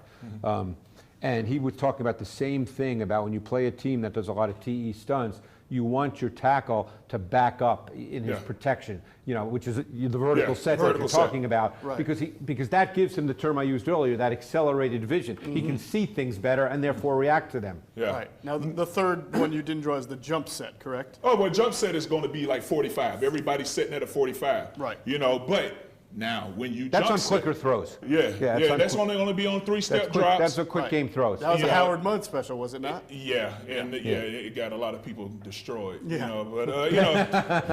But when you jump set, you still need to take a step back to allow it to declare itself. Then you go. A lot of people just feel like, all right, well, just go on out there. All right, go on out there if you want to. If you got a defensive end that's crafty, he'll just because if you set quick, you can get beat quick. Right. So you need to make sure that you declare it, let it declare itself, and then you can pick it off. All right, so vertical setting, the key today for Eagles offensive tackles. Keeping it all in front of you, the stunts, the games. And yes. So that's on deeper drops, obviously. On deeper drops. On deeper drops. If you're going to go RPOs and three-step drops, or that's not, you're not going to do that. Correct. Now, now you have to understand that the weakness to a vertical set is the bull rush. Right. And you need to understand that because you're going straight back. The quarterback is right there. If you get a good bull rush, you're going to be right there in the quarterback's lap. Is that what Golden does, Greg? Golden's a bull rusher. He's a bull. Oh, okay. And that's where Golden or speed to power, whatever you want to call it, because obviously there's some space between him and the tackle. So you might call it speed to power, but essentially he's attacking the inside of the offensive tackle. He's not trying to win by being bendy. Is that where the double underhand hooks come in? Yeah, those double underhand hooks could be a problem. Okay. And then understand that if he comes in with a quick bull rush, if the tackle is being occupied and it cuts off the lane, you could get a defensive end coming in crashing, occupying the tackle, and then you can have a looper coming around that, and then he and the guard can't switch it off because you have a quick inside bull rush. Definitely. So there's a lot that can happen there. All right, well, we thank you, Trey Claus, for the spirit of giving offensive line instruction on the grease board. You can find more of it, sans the outfit, on Trey's YouTube channel. It's In the Trenches with Trey Thomas on YouTube. All right, let us get into our Manscaped Man of the Week. This should be an interesting one because I feel like last week we were all around the same people, and now we've got a nice little diversity, although I haven't seen Trey's yet, so he's keeping us in the dark on it. Adam, I will start with you. Who is going to be your Manscaped Man of the Week? It's a good question because I don't remember who mine was. He happens to be a fairly good wide receiver for the Arizona Cardinals. Oh, this is easy. Okay, here's why I did it. As soon as I found out... Andy Isabella? You know what? I wanted him to play today. He should, because he could. He's a vertical slot. But no, the reason why I picked DeAndre Hopkins was this. Once we knew Darius Slay wasn't playing, it's over for me. The Eagles are playing with two backups at corner. He should have 15 catches today. Remember the 15 for 15 that George Kittle had? Yes. He's going to have one today. You watch. Man, that was I'm telling you, it's the Eagles won that game, so maybe you just let DeAndre no one else caught it. Shut everybody else down. Exactly. Well, I'll go next because your Manscaped Man of the Game parlays into mine. Mine is Jalen Mills, and I'm calling him the man of the game because he has to be. Yep. He has to be a serviceable corner today, as the Eagles are going to be very banged up there. There's probably a good chance that... Serviceable is not one of those words that inspires a lot of confidence. No, it doesn't. But better than, a bench player, now serviceable. Keep him in front of you. That's all I'm going to say. Keep a safety DeAndre that's in got to front. go to Well, the corner. one thing about the air raid, and it's an air raid offense, is, and it's not 100%, but it's a high percentage, is DeAndre Hopkins lines up on the left side of the formation. Mm-hmm. You know where he's going to be. Again, it's not 100%, but it's a good percentage. Right. The question is who'll be lining up opposite him. Correct. Jalen Mills, could be Kevon Seymour, could be, who's the other guy? Jamison Houston. Michael Jacquet is back. Who's got length. Yeah. He has length. You know, that's He's why 6 I think feet, Nickel Roby-Coleman will wind up staying inside. We'll see, because I can't imagine that's a very good Well, matchup here's the other one. outside. Larry Fitzgerald, 6'3" inside against 5'7" and change Coleman. Eagles killer Larry Fitzgerald, by the way. Yes. He's had a pretty good career. Yeah, he's had a pretty good. He will walk into the particularly Hall of likes delights playing against the Eagles. The numbers show it. Although I'm sure the numbers show he's very good against everybody. Greg, who is your Manscaped Man of the Game? You know, I actually, and we'll get to this when we make our picks, I actually think this is going to be a close competitive game, but I think Kyla Murray is mine, because I think you're going to see him, now that he was back with his mobility last week, I think that's going to be a critical element in this game. He's, and we can talk more about Murray. You know, We will. Yeah. He's been a little inconsistent throwing the ball, but he is really quick with his feet, and he's got those choppy steps, but man, he can move. The thing, I think you pointed it out recently, he doesn't really run inside. It's like he goes like this or like that. He's not, because he's small, 5'9". I noticed, and he doesn't take a lot of contact. No. He's pretty amazing at how he's able to do that. that. So I think, you know, again, and we've talked about the Eagles' D-line and how dominant they were last week, and they're if you go man-to-man across the board, they're better than the Cardinals' O-line, but that we'll see how that plays out, because this is not a normal game as far as pass rush. But their Eagles' D-line, Jeff, if they don't win, this is going to be a blowout. They're going to give up over 30 points. If they win and Murray doesn't have a lot of back-breaking runs, which you see in Russell Wilson have against the Eagles, this game could be fascinating because, again, I think they're going to have to throw the ball more than they'd like. Did you say Russell Wilson had back-breaking runs against the Eagles? Yes. And Daniel Jones? And Lamar Jackson? Yes, there's a trend here. And last year, Josh Allen had a few. So, I know they won that game. But, yeah, there's definitely a trend there. We'll talk about that as the show goes on. Trey Thomas, who is your Manscaped man of the game? I'm going with any of these secondary players that wear the number 40-something. Well, that's a lot. See, 44 is golden. What number is Reddick? No, he meant Eagles secondary. Some of these Eagles secondary players 43. that's wearing number 41, 46, 48, or 42. I mean, any of these guys that's wearing 40s numbers. Wow. I mean, Are you suggesting that corners and wearing number 40 yeah, is it's not? a terrible number. Darby used to be 41. Who? Ronald Darby. He didn't play very well here. He went 41. How long did he wear number 41? For like a minute, though. Didn't he switch? Yeah. That's a terrible number in the Yeah. secondary. I mean, it's not. Now, Alex Singleton's wearing it pretty well. 49, is it? Yeah, but he's not a cornerback. No, we're just talking about the numbers 40 in the Yeah, 40s. Because typically the guys in the 40s don't Simmons play. is No, 48. not in cornerback. No. Yeah. No. Safety different, but Yeah. cornerback, no, it's not that cool. No. It's not a cool number. It's like an offensive lineman That's a wearing safety 88. number, right? Tim Houck. What number was he? Houck was in the 40s. But he was also a safety. Yeah, he was. I was going to say safety numbers for 40s are good. Yeah, it's cool, but cornerback, no, not so cool. Yeah, Not no, so not cool. a corner. No. All right, Trey, tell us more about Manscaped. Oh man, please. if you're still looking for any stocking stuffers, look no further because our sponsors Manscaped has the tools to make you win this year's stocking stuffer or white elephant competition. Manscaped is the only brand dedicated to below-the-waist grooming and hygiene products. And great news, they just released their products across Europe, Canada, and Australia. Here's a few of their products that are prime stocking stuffers this season. The Crop Preserver Ball Deodorant. The name speaks for itself. They also have the Crop Reviver Ball Toner, a spray-on toner that will give your balls a little slice of heaven when their aloe vera and hazel extracts kick in. The Crop Cleanser Body Wash, a full body wash that you can also use on your hair. Crop Mop Ball Wipes. You never know when an opportunity strikes, so you should always be prepared. They also have the Foot Duster Foot Deodorant, which is designed to keep your stinkiest feet smelling fresh. They also come with a Shears 2.0, which is a luxury 4-piece nail kit. The Weed Whacker Nose and Hair Trimmer, which provides proprietary skin-safe technology to get rid of those nasty nose hairs. Let's not forget about the best trimmer for your butt, balls, and body. The Lawnmower 3.0 Trimmers offers a replaceable ceramic blade with advanced skin-safe technology which helps reduce grooming accidents. These formulations are all vegan, cruelty-free, dye-free, sulfate-free, and paraben-free, so you know their products are legit. Get 20% off plus free shipping at Manscaped when you use promo code TRADE, T-R-A. Whether this is for your dad, brother, or friend, or even your husband, get them something that they will actually use, and it's almost sure to get a laugh. Get 20% off and free shipping at manscaped.com when you use promo code TRADE, T-R-A. Be the ballsiest gift giver this year with manscaped.com. My new favorite part of this read is not necessarily what you're saying, but that Greg Cosell will not look at you at all. He literally stares this way the entire read as he cracks up inside. I can tell that he just can't even watch you. Oh, by the way, I found out what a white elephant contest is. Oh, what is it? It's like a Secret Santa type thing. Oh. Yeah, like similar. Why can't you just call it Secret Santa? I don't know. Okay. It's called white elephant contest. Oh, all right. I don't know who came up with that. It's new. Anyway, let's move on. All right. I wanted to talk about Kyla Murray. You guys brought him up. He's obviously a vital part of Key the to the game Arizona today. offense.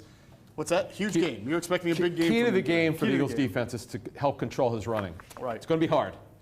It's interesting because this is a matchup between two former Sooners, right? The last two Oklahoma quarterbacks before this year's. One was a Heisman winner in Murray. One was a Heisman finalist in Jalen Hurts. We're seeing year two of Kyler in this offense and with Cliff Kingsbury's being the coach and everything like that. His season's been up and down, but someone mentioned the shoulder injury. Was it you, Adam, that he was going through for a little bit and there? Greg was talking about how lately he's looked much better. Yeah, he had a minor shoulder injury, and he denied that the issues that he was having earlier were due to his shoulder. But, man, right now he's healthy. He's not even on the injury report. This is going to be interesting today to see this matchup. Well, as we put the numbers up on the screen, I mean, this guy has been, pretty good in year two. And what jumps out to me is, of course, he's a good running quarterback. We know that he's second in rushing yards among quarterbacks, and he has 10 rushing touchdowns, which is also second to just Lamar. But his total offensive yards, fifth in the league at 3,809, 33 total touchdowns. He's a weapon, Greg. I mean, he can beat you in so many ways, but I'm sure you watched him last year. You've seen him this year. Where would you say is the area of development that you've seen the most? I don't think he's really any different. I think at this point in his career, and this is where the running element comes into play and is a big factor, but I think he's a splash player. I think he's an inconsistent thrower. He's had many games this year where he's not throwing the ball particularly well. It's not a particularly detailed, nuanced pass game. It's the air raid pass game. It's fairly basic by NFL standards. So there are games where his legs have been a huge factor and he's not throwing the ball particularly well, but he does have a very good arm and is capable of great throws. You know, for instance, he's a better thrower than Lamar Jackson. They're not in the same conversation as a passer. You know, Kyla Murray can be an excellent thrower, so you have to expect that that could happen any given week. Are there issues with his size at 5'9"? Yes. You see that? Without question. How so? Now, he's obviously been short his whole life, so he falls away from a lot of throws. Now, some of them he'll make a couple of great throws falling away, but he'll also miss a lot falling away. When you're that height, you don't see things as well. You'll always leave some throws on the field because you just don't see it. Now, the question becomes, how much can you compensate for that with your movement ability? And he can, without question, he can do that. So you have to be prepared. Number one, you have to be prepared for the design runs, okay, which they do a lot of, particularly if they get into the red zone. When they're in the high red zone between the 10 and 20-yard line, they are very good with designed Kyler Murray runs. But you also have to be prepared for him as a scrambler. Now, he tends to move to his right, so you'll know that from tape study. Now, in that case, do you want to try to funnel, if you're going to bring pressure from the right, to force him to his left, make him a left-handed thrower? There's two ways to go about that. I remember talking to a coach years ago regarding Michael Vick. And Michael Vick had a certain way in which he moved when he was with Atlanta. I'm not talking about Michael Vick with the Eagles, with Atlanta, when he ran a lot more. And I remember a coach saying that we want to force him to move because we'll know how he moves, and then we're set up to take care of him when he moves the way we know he's going to move. So there's different approaches. You could do what you said and try to force him to move where he's uncomfortable, or you could force him to move where he's comfortable, knowing that you'll be able to take care of him. Is there any particular front that's given him problems? Offhand? To be honest, I can't answer that, so I don't want to just make something up. So I don't know the answer to that. But clearly, though, because his line of vision, because he's shorter, is not great sometimes. I'm as a D lineman, I'm putting my hands up because he's not going to be able to see. But because he's been short his whole life, he does make throws falling away. And as I said, he'll make some good ones. But he has a really good arm, and he can make throws. He's just been inconsistent in terms of his ball placement. Did you happen to see if the Giants tried to spy him at all last week? When they played him? The Giants did spy him. They did. They did. Who did they use? The Giants. I made a note of this. The Giants spied him with 3 different players, depending on whether they were in their nickel package, their dime package, or what we call their dollar package. That's what they did against Russell Wilson too. Yeah. The Giants did. Yeah. Right. Yeah. Well, I mean, I don't want to say whether it worked or not, but I know that they had 26 points, and they actually. Well, the Giants had a goal line stand that was very close, I think, on the 3rd down run. So, I mean, they very well easily could have given up 33 points. Trey, if you're playing defensive coordinator today, and as you mentioned before, you want to play a lot of zone, you may want to keep 2 safeties deep, but you're also trying to mitigate what Kyler Murray can do, it almost seems like those are 2 opposite things, keeping your defense back, but then also having somebody up there to watch out for Kyler. Well, now if you know that, okay, going into this game that he likes to come out of out to the right side, then that means that BG, that's going to be the left defensive end. Look, you can't get sucked down into all the play action. Anything that's going down, you need to allow your linebackers to take care of that, D-ends. Whoever's on that other side with BG, you need to jet upfield. You need to make sure that you go upfield. Do not allow him to break contain. So that means that left side defensive end needs to be extremely disciplined. He can't come crashing down trying to make that backdoor tackle if something is going away to the left. That's hurt them. I mean, as good as Brandon Graham and as good as Josh Sweat have been, I think when we talked about how they've performed against mobile quarterbacks, we've definitely seen some over pursuit, to use the term there, because they don't trust each other, and that's what happens when you have a defense that doesn't trust each other, because they don't trust that their guys are going. Because when you look at defense, it's all about gap control, and once guys start trying to overplay it, then now you open a gap, you open a lane. Right. So now, you need to make sure that whoever that linebacker is, he needs to take that backside B gap. You can't use the defensive end to take the backside B gap or the backside C gap, because then now you got Kyla Murray just taking off upfield. That's opening everything up. So now you just have to trust that your linebackers, which have gotten a lot better over these past couple of weeks, when you look at what Singleton and Duke Riley are doing out there, they're playing a lot better. But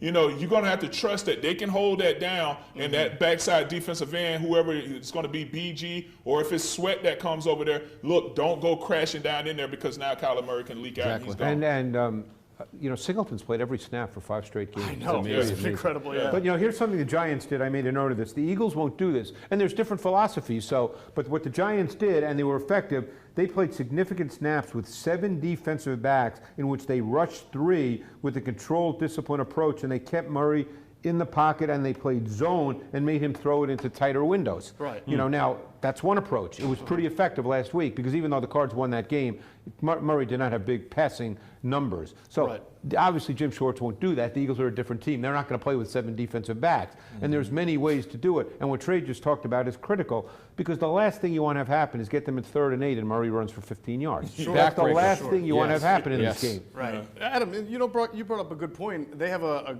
very good, a very fast second-year receiver in Andy Isabella. I'm a big fan. New Hampshire? Is that where he went? Yeah, he or UMass. UMass, correct. Yeah. I saw him at the Senior Bowl, I guess, was it last year that it came out? Yeah. Second round pick. No, this is second year. Yeah. So it's 2 years ago. The Raiders were coaching him, and I asked him, because we had him on Sirius, I said, where did you line up? He goes, I only really played outside at college, but they moved me strictly inside, because that's where they thought I'd play in the NFL. And he was drafted to be Larry Fitzgerald's replacement. He's been a shot play guy. They don't throw it to him a lot, but when he dresses, it's usually they throw him a shot play. Because of the Eagles' issues now in the secondary, they're dressing 3 guys who were not even on the roster week 1. Right. I know that they probably don't need to dress them because they have enough receivers, but I would get so much speed on the field with these Eagles DBs. Yeah, who just haven't been on the field. I would do that. I think you've mentioned on the podcast this week that when because Larry Fitzgerald, I believe, was on the COVID list, that they were giving. He got more snaps. He got a little snaps. And by the way, they gave him some jet sweeps, orbit reverses. I mean, they do these kinds of things too. Yeah, it's amazing, because he's really, for what the Eagles are now, probably the best kind of weapon to have on the field against them. And I know Larry Fitzgerald is not what he was 5 or 6 or 7 years ago, but he has killed the Eagles. I mean, when I say killed, 54 catches in 9 games. He's had 4 100-yard games, and we all remember the 2008 NFC Championship game where he had 3 touchdowns, I believe, in the first half alone with 154 receiving yards. What's that? He did? He did. Wow. You played in that game. Yeah. Yeah. I don't remember it, but. You don't remember it? No. There was a lot going on in that all? game. No. You remember Kevin Curtis dropping a pass on 4th down to end the game? Wide open? Right out of his hands? How's that even possible? Tim Hightower getting a 1st down on 3rd and 8 run? Tim Hightower, a former Cardinal and Washington I remember that game pretty well. I don't remember the game. Yeah, no. That was the Cardinals Super Bowl year. That was the Cardinals Super Bowl year. Yeah. It was. That game was there for the taking. There was a tough first half. Then you guys came back. Donovan started it. Donovan hit Deshaun Jackson for a TD there in the second half. The Eagles went ahead. They did. And then the Cards came back and won it. Tim Hightower had a 3rd and 8 run for like 9 yards, or 3rd and 6. He went for 8, something like that. Yeah, it was rough. Oh. All right. Well, you don't remember it all, huh? No. I can't blame you. I don't mind. I don't blame you for that is unbelievable that you don't Wait a remember. minute. Was that your last game as an Eagle? Yeah, that was my last game as an Eagle. Then you slapped the cookie out of Jeffrey Maybe that's why. hand. Yeah. Wow. That's amazing you don't remember that game. Yeah, no, I don't. I think he does. No, I don't. I actually don't. I don't remember a lot of games. I don't. Wow. Yeah. Do you remember the games where you guys won and played well? No. How about like beating Atlanta in the NFC Championship game? No. Before going to Jackson. You remember the Super Bowl, I hope. A little bit of it. Okay. Yeah. In Jacksonville. Yeah, I remember a little bit of it, but I don't. Yeah, I don't remember. Is it a conscious thing, or do you think just I think, well, my memories, I deal with a couple of little memories issue anyway. Yeah, I want to be sensitive to the actual issue. But then, it's also, I think that as a player, you always were trained to all right, on to the next play. So you had to I can't think about what was there. I had to move on to the next play. So I just don't remember. Yeah, I feel like you do a good job of bringing up specific players and what they did against you and how you tried to combat them, but within the context of a snap, not in a game. You couldn't say which game it was, what week. you might be able to say who they're playing because you could visualize their uniform. But yeah. Yeah, I remember. Like I remember what I had to do to change my game against Simeon. Like if I had to play against Simeon or anybody else, But like the games. So you remember specific matchups against players? Some of them. Some, yeah. But you do remember trying to get on that boat and boating all the way up to Philly from Yeah. It was a 3-hour tour, man. Gilligan's Island. Oh my God, I'm never gonna forget that story. That was great.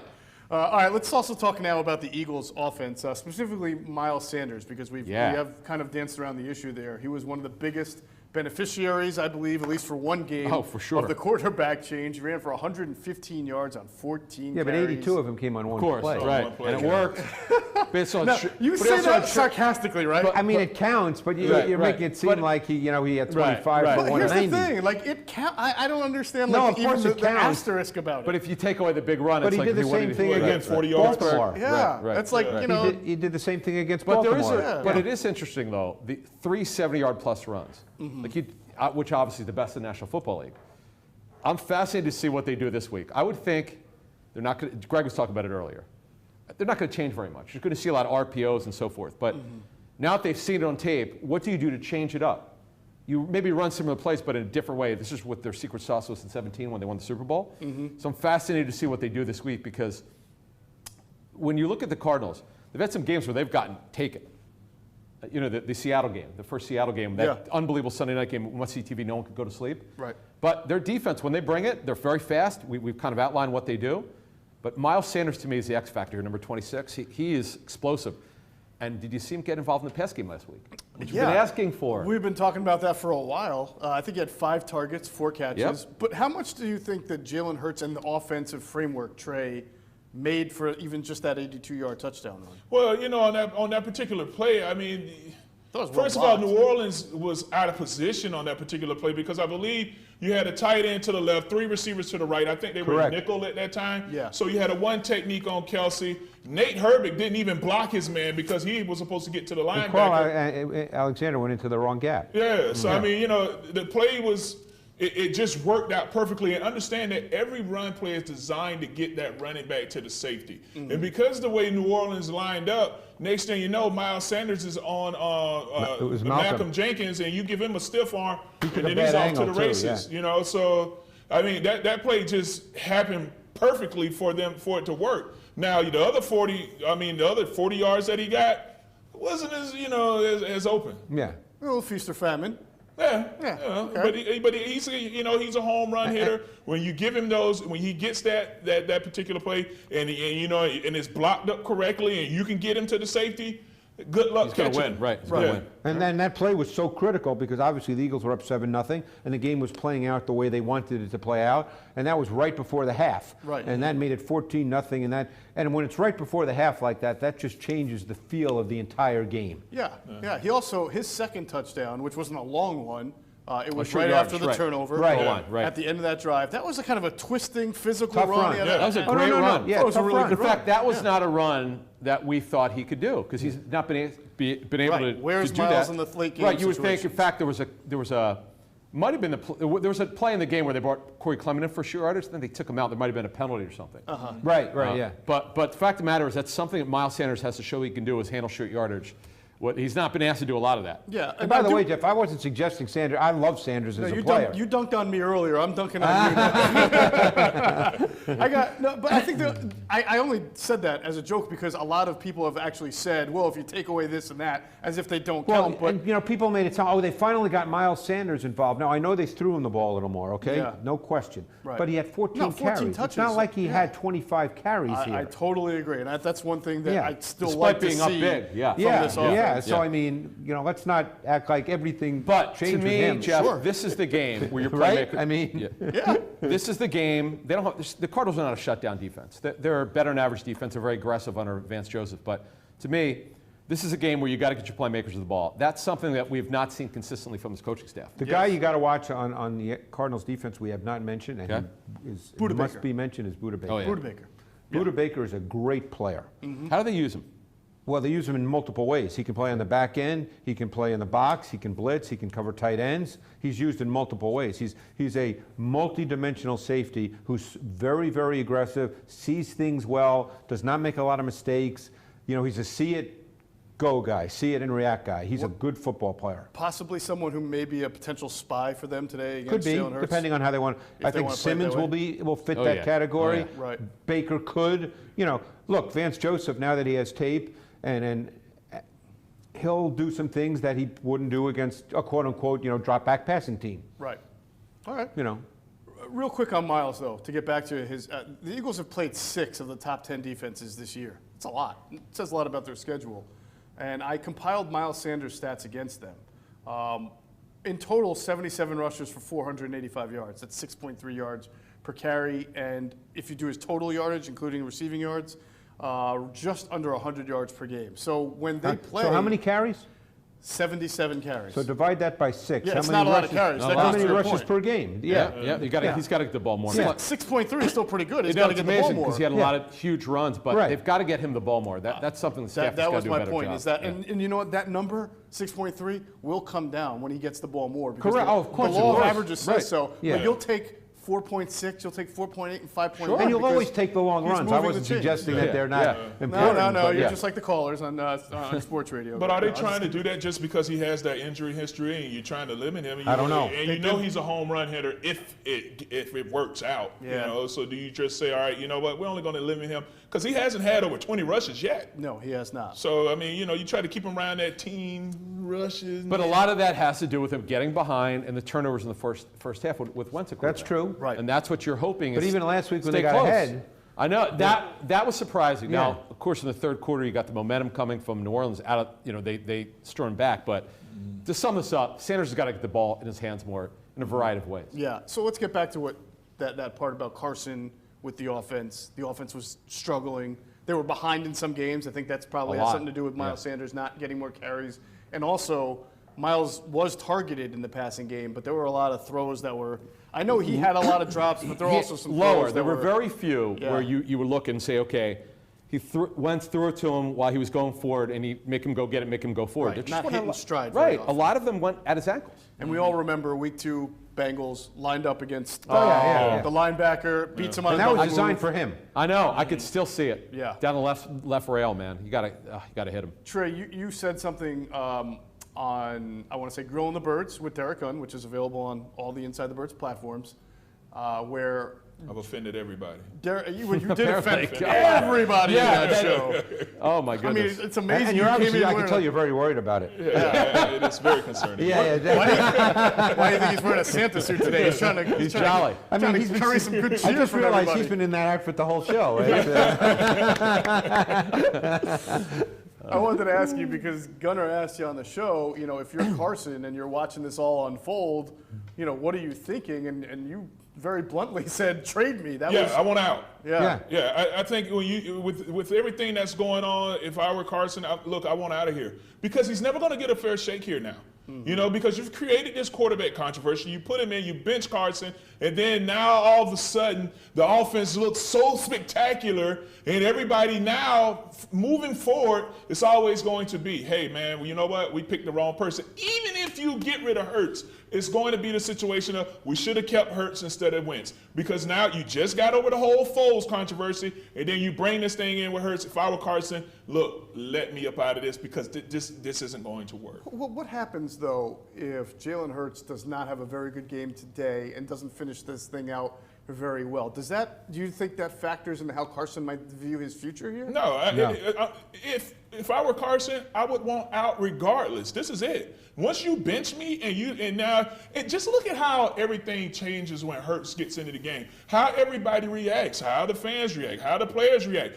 Even how you look at the relationship between Doug and Press Taylor. Every time you saw Hurts come off on the sideline, you saw Doug and Press Taylor sitting there ready to talk to him. Whenever you saw Carson Wentz come off the sideline, nobody talked to him. Did you notice that? Sudfeld. Someone from another team pointed it out to me and could not believe it from the coaching tape. Because typically, if your quarterback coach is not in the box and he's on the field, he should be sitting down with them showing over the iPad. Right, the iPad. It's almost hard to understand, but That's yet another issue that you have when you're trying to figure out Carson Wentz's future. It's all this love. It's all this love all of a sudden. And then, even when they were huddled up talking where there was like a TV timeout and Hurts was off to the sideline and it was Doug pressing everybody, and you saw Carson just standing kind of like back, and it was kind of like back up a little bit more. It's COVID, 6 feet, man, 6 feet, That's right. Because Social right now we're distance. talking to the starter right now. And it was, it was just so much love for the backup quarterback. And, for me, I would say, look, I can't get right here. And this market isn't for everybody. Right. And I think right now, Carson is feeling it. I'm gonna, if you don't want to share it, that's fine. But I'm gonna ask you, because you had a relationship with Donovan, you were his blindside protector. In 2007, they used a second-round pick on a quarterback, Kevin Cobb, and then 2 years later, he was in a game. We talked about when Donovan got benched a couple of weeks ago. Do you remember how Donovan felt personally about that? I really didn't care.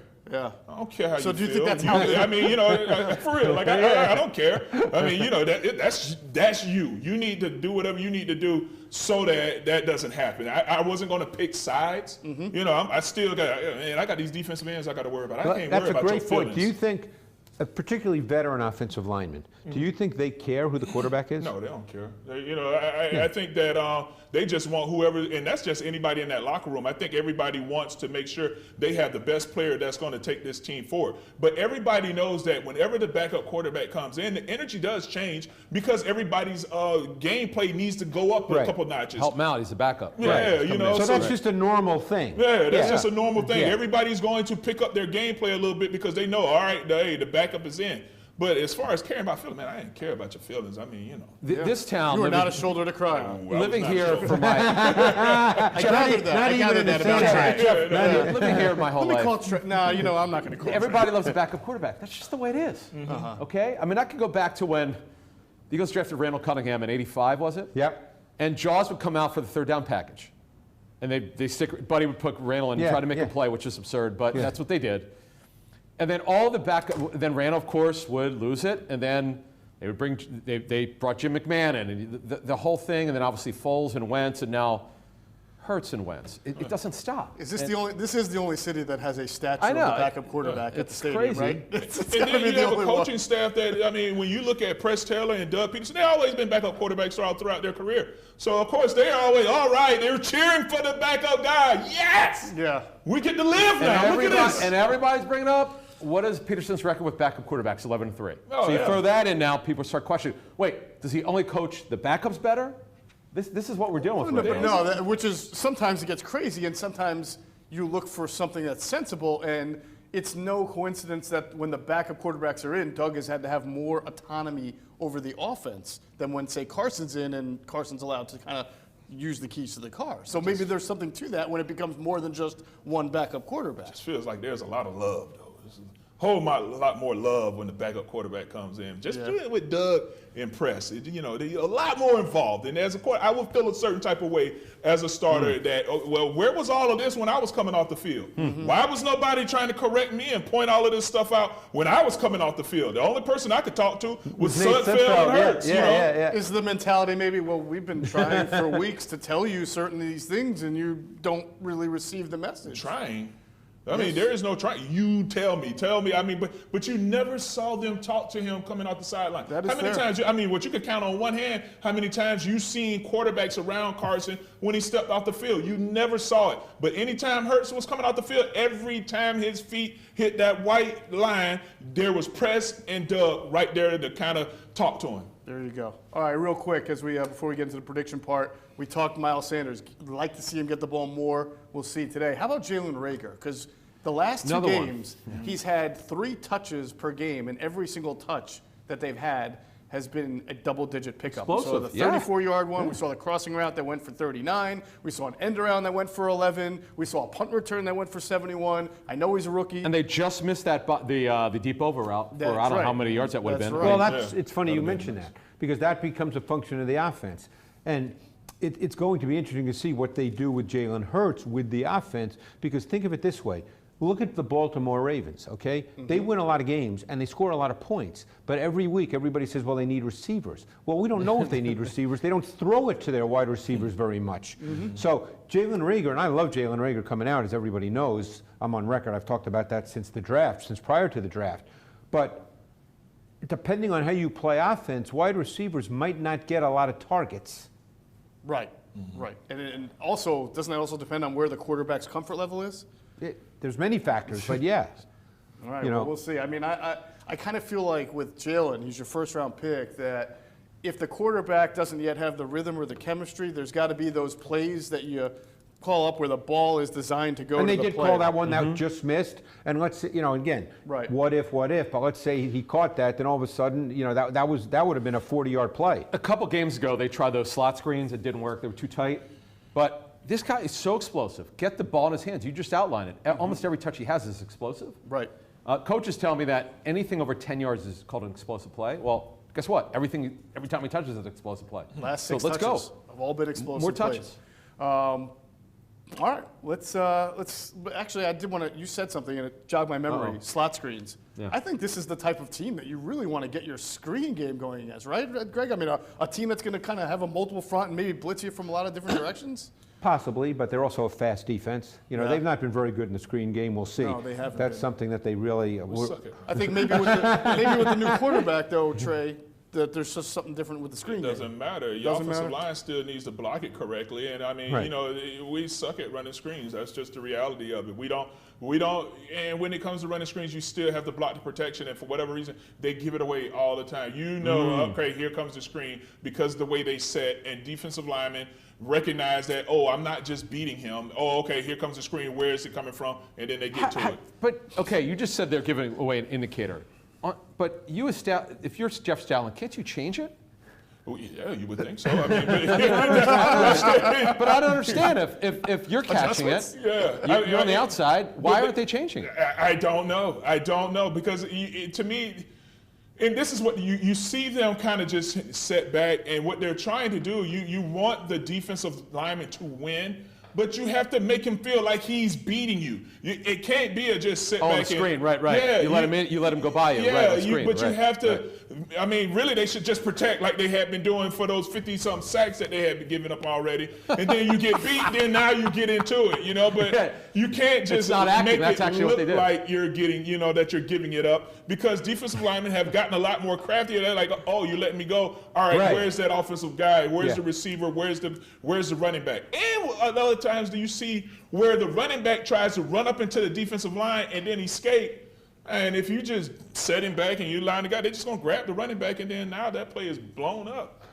One thing I'd look for today, a lot of misdirection concepts by the Eagles. Fast defense, get them to flow. Right. Misdirection. One way, you go the other way. That's what you're talking about. That's right. I would expect to see a lot of, and you can do that in with Reagor. You can many ways. Sure. I mean, we don't have time to go into all the ways you can do that, but I'd look for a lot of misdirection concepts. And you notice last week, Quez Watkins, not only did he dress over 22 Hightower, snaps. right, how about that? He played in the first quarter. Yeah. Okay, he's a guy who could flat out fly. Yeah. So that could play into what Greg's talking about, misdirection. All right, I didn't want to end this show on a bad note. I wanted to keep it positive, but unfortunately, I do have to bring it up. The Eagles have a kicking issue, and it's getting really ugly. It was point after attempts for 2 straight weeks, and then it was. You didn't like that field goal at the end of the first half? No, I didn't like the Shank 22-yarder that should have been a chip shot. Trey, you darn near almost had the guy out of town on the shows this week. I've offended kickers too. You have offended kickers as well. It's a very offensive week I don't for you. think anybody's upset about that. I don't think that. But now we're going with holiday cheer. It was a rough week. Someone's getting some coal in their stocking, apparently. Yeah. But I don't think the fans were upset with you on that one. I think that they're feeling the pain there. I mean, you got to bring some competition for this guy in the offseason, I think. I know you got to sign him to a deal, but he needs to get pushed. But what's the competition going to do when you know that you can't be cut? You could. I don't know. They would owe him over $2 million. Yeah, it'll be a cap hit. They got enough to worry about with the Bears cap. take a hit. The Bears did it with Parkey. They're going to have to do a lot of things this offseason. Double doink. Jake Elliott, but this is the thing, though. When you've won a Super Bowl in this city, man, that has bought a lot of people a little extra time. And right now, Jake Elliott is riding off of that. Wow. You know what I mean? It's. I mean, you just think these 3 games are actually pretty important for the Eagles here. And Absolutely. if they win today, then each one becomes that much more. They have a shot, and if Because they would have any of these Washington week games- 17. Right. Trey any of these remembers the games- 2017 game when he didn't even play, but not the 2004 Super Bowl when he played in it. No, I don't remember. Here's the thing, though, If any Jeff. of these games, real quick, come down to a swing of And- one kick, you're going to be. They haven't done it yet, but they can work out players that they know that kickers they know that they're not going to sign. But the news will get out that they work 3 or 4 kickers out. Teams do this all the time to put pressure on their kicker.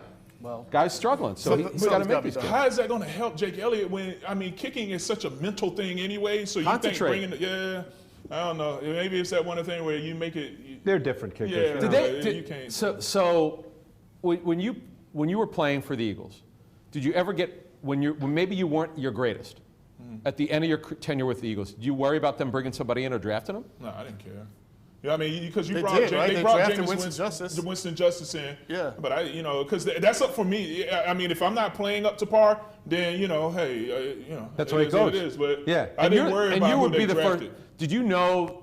Was there a point in your career? Did you say to yourself, okay, I'm clear, I'm not as good as I was, but I could still function and be good enough to play? My last year when I was done. Okay. I felt like, all right, you know what, I was watching film, and it was when I went to San Diego. Mm-hmm. In Jacksonville, I kind of was getting ready to retire. In Jacksonville, I was out there boating, hanging out. I wasn't really, playing golf all the time. You did the Hugh Douglas plan. Yeah, man, I was out there playing at real nice golf courses. Do not mention Hugh and Jack Del Rio in the same sentence. Please Oh, don't. I'm sure. was I having just a did. blast. Called it Don't his do retirement gig. Yes. Oh, man, I was hanging out in Jacksonville. But then, when I went to San Diego, I started watching film. I was like, yeah, it's not the same. Yeah. It's not Well, the same. you It's had time that to What play. went? Your feet? Nah, I just felt like, just the mindset really, You knew you were done. Yeah, I just didn't feel like, having to get your mind up to get out there and go battle all the time. I was just like, I'm ready. I'm ready, man. Let's go hang out.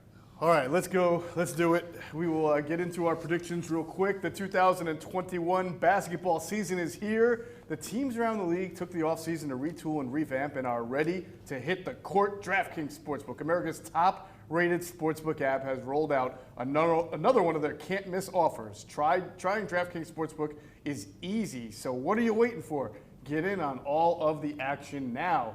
To celebrate the return of basketball, DraftKings Sportsbook is giving new players 100-1 odds on any featured matchup this week. That's right. All you have to do is bet $1 on any featured matchup this week, and if your team wins, you cash a crisp $100. So while we're all excited for the return of basketball, let's also not forget that the football playoffs are right around the corner. So head to the app now to check out all of the DraftKings daily odds boosts. DraftKings is safe, secure, and reliable, making it easy for you to deposit and withdraw your money at your convenience. So download the top-rated DraftKings Sportsbook app now and use the promo code ITB when you sign up to get 100-1 odds on any featured matchup this week. That's code ITB for new players to get a shot at $100 on any featured matchup this week for a limited time only at DraftKings Sportsbook. Must be 21 or older. Pennsylvania only. Restrictions apply in partnership with Meadows Racetrack and Casino. See DraftKings.com/sportsbook for details. Gambling problem? Call 1-800-GAMBLER. And as I check the site right now, because the line always changes as we get closer to the game, it's actually stayed the same. The Cardinals have been for a couple of days now a 6-point favorite, which means the Eagles have been dogs for I want to say the last 6 weeks. If I'm not, ever since the You Dallas got it right game. last week. Ever You since got the it right. Dallas game. That's right. I did pick the Eagles to win. I picked 24-21.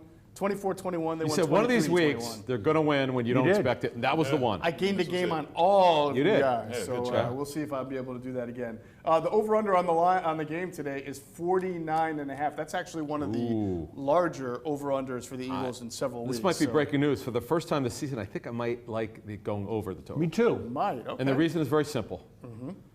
I believe, and I felt this all week when I saw the Eagles' issues at corner with injuries, they're going to have to throw to come back. They're going to get behind this game. And I got 33-24 Cardinals in the desert. Well, interesting. I'm close to that. Should I go next, Jeff? 24 Cardinals. Greg, what's your pick for this I game? went Cardinals 31-24. I think it's going to be a pretty competitive game. Cards 31, Eagles 24. So when you say competitive, so you clearly believe the Eagles could score in this game, because they're going to try some different stuff. Yeah, you I think you're going to see some things. All right. I think they're going to score. I do. All right. Can you give me kind of do you feel like they're going to play from behind and be able to score because the I don't think they're going to play from behind like it's 21-0 early in the second quarter. No. All right. I mean, could they get behind? Sure. But I don't think it's going to be a game where they're getting blown out and they're just going to throw. I think it's going to be a relatively competitive game. Do the Cardinals pick off passes? Are they a takeaway type team? I don't know what their checked turnover their defensive numbers stats on that. All right, I'll have to get into that. Trey, what are you envisioning today out of this game? Man, I don't know. I'm not giving you a tie. Because I thought that, that New Orleans was going to come in here and handle the team, but, our offense came out there and just destroyed New Orleans. I do not think they're going to win this game. I have no idea what I'm going to put as the score, but I don't see us winning. So you're picking the Cards? Yeah, I'm picking the Cards. All right. I don't have a score, but Cards win. Yeah, now, you're not going to do one of these things where you go on a DraftKings later and see that nice money line on the Eagles and do one of yeah, no. All right, click. I don't think so, no. All right, so you're not taking the Eagles at all. No. Well, I am not also taking the Eagles this week. I can't do it 2 weeks in a row. I thought that they would take the Saints by surprise a little bit. I think they did. I thought the offense would function a little bit better because it couldn't get any worse last week.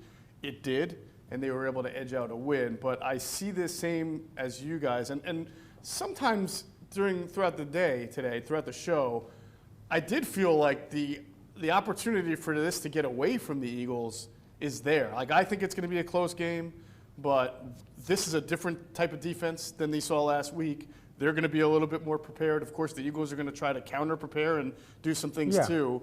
But I do worry on the road against this kind of team if things get out of hand. If they would have had Slay and Maddox here, I think this is a game they could have stolen. Right, and I think that's basically because of the injuries in the secondary. I didn't pick him, but I think Christian Kirk's an interesting player to watch in this game. Bombs away. He was in the middle of the season their deep threat, right? Yeah. Right. This guy could run, man. He's an interesting guy to watch. We know about Hopkins, Yeah. but Kirk's an interesting guy in this game. All right, well, I picked the Cardinals to win 28-24. Is Christian Kirk your fantasy sleeper for this game? He would be absolutely 100% about Dan the Arnold? guy. 85. Well, he scores, but he doesn't do much else. But it would be Christian Kirk, number 13, I believe he is, right? Yes, Christian Kirk. All right, so there you go. Big thanks to our friends at DraftKings, Manscaped, Rebel Hill Productions, Sky Motor Cars, of course, Pinot's Palette, Trey and Rosa Thomas. Everybody, have a wonderful Christmas. Happy holidays. Enjoy the game. Make sure you're subscribed to the Inside the Birds podcast on any podcast platform that you listen to, and we'll be back again next week, 1 o'clock, same time, same place, previewing the next Eagles game. Enjoy it, everybody. Have a great one.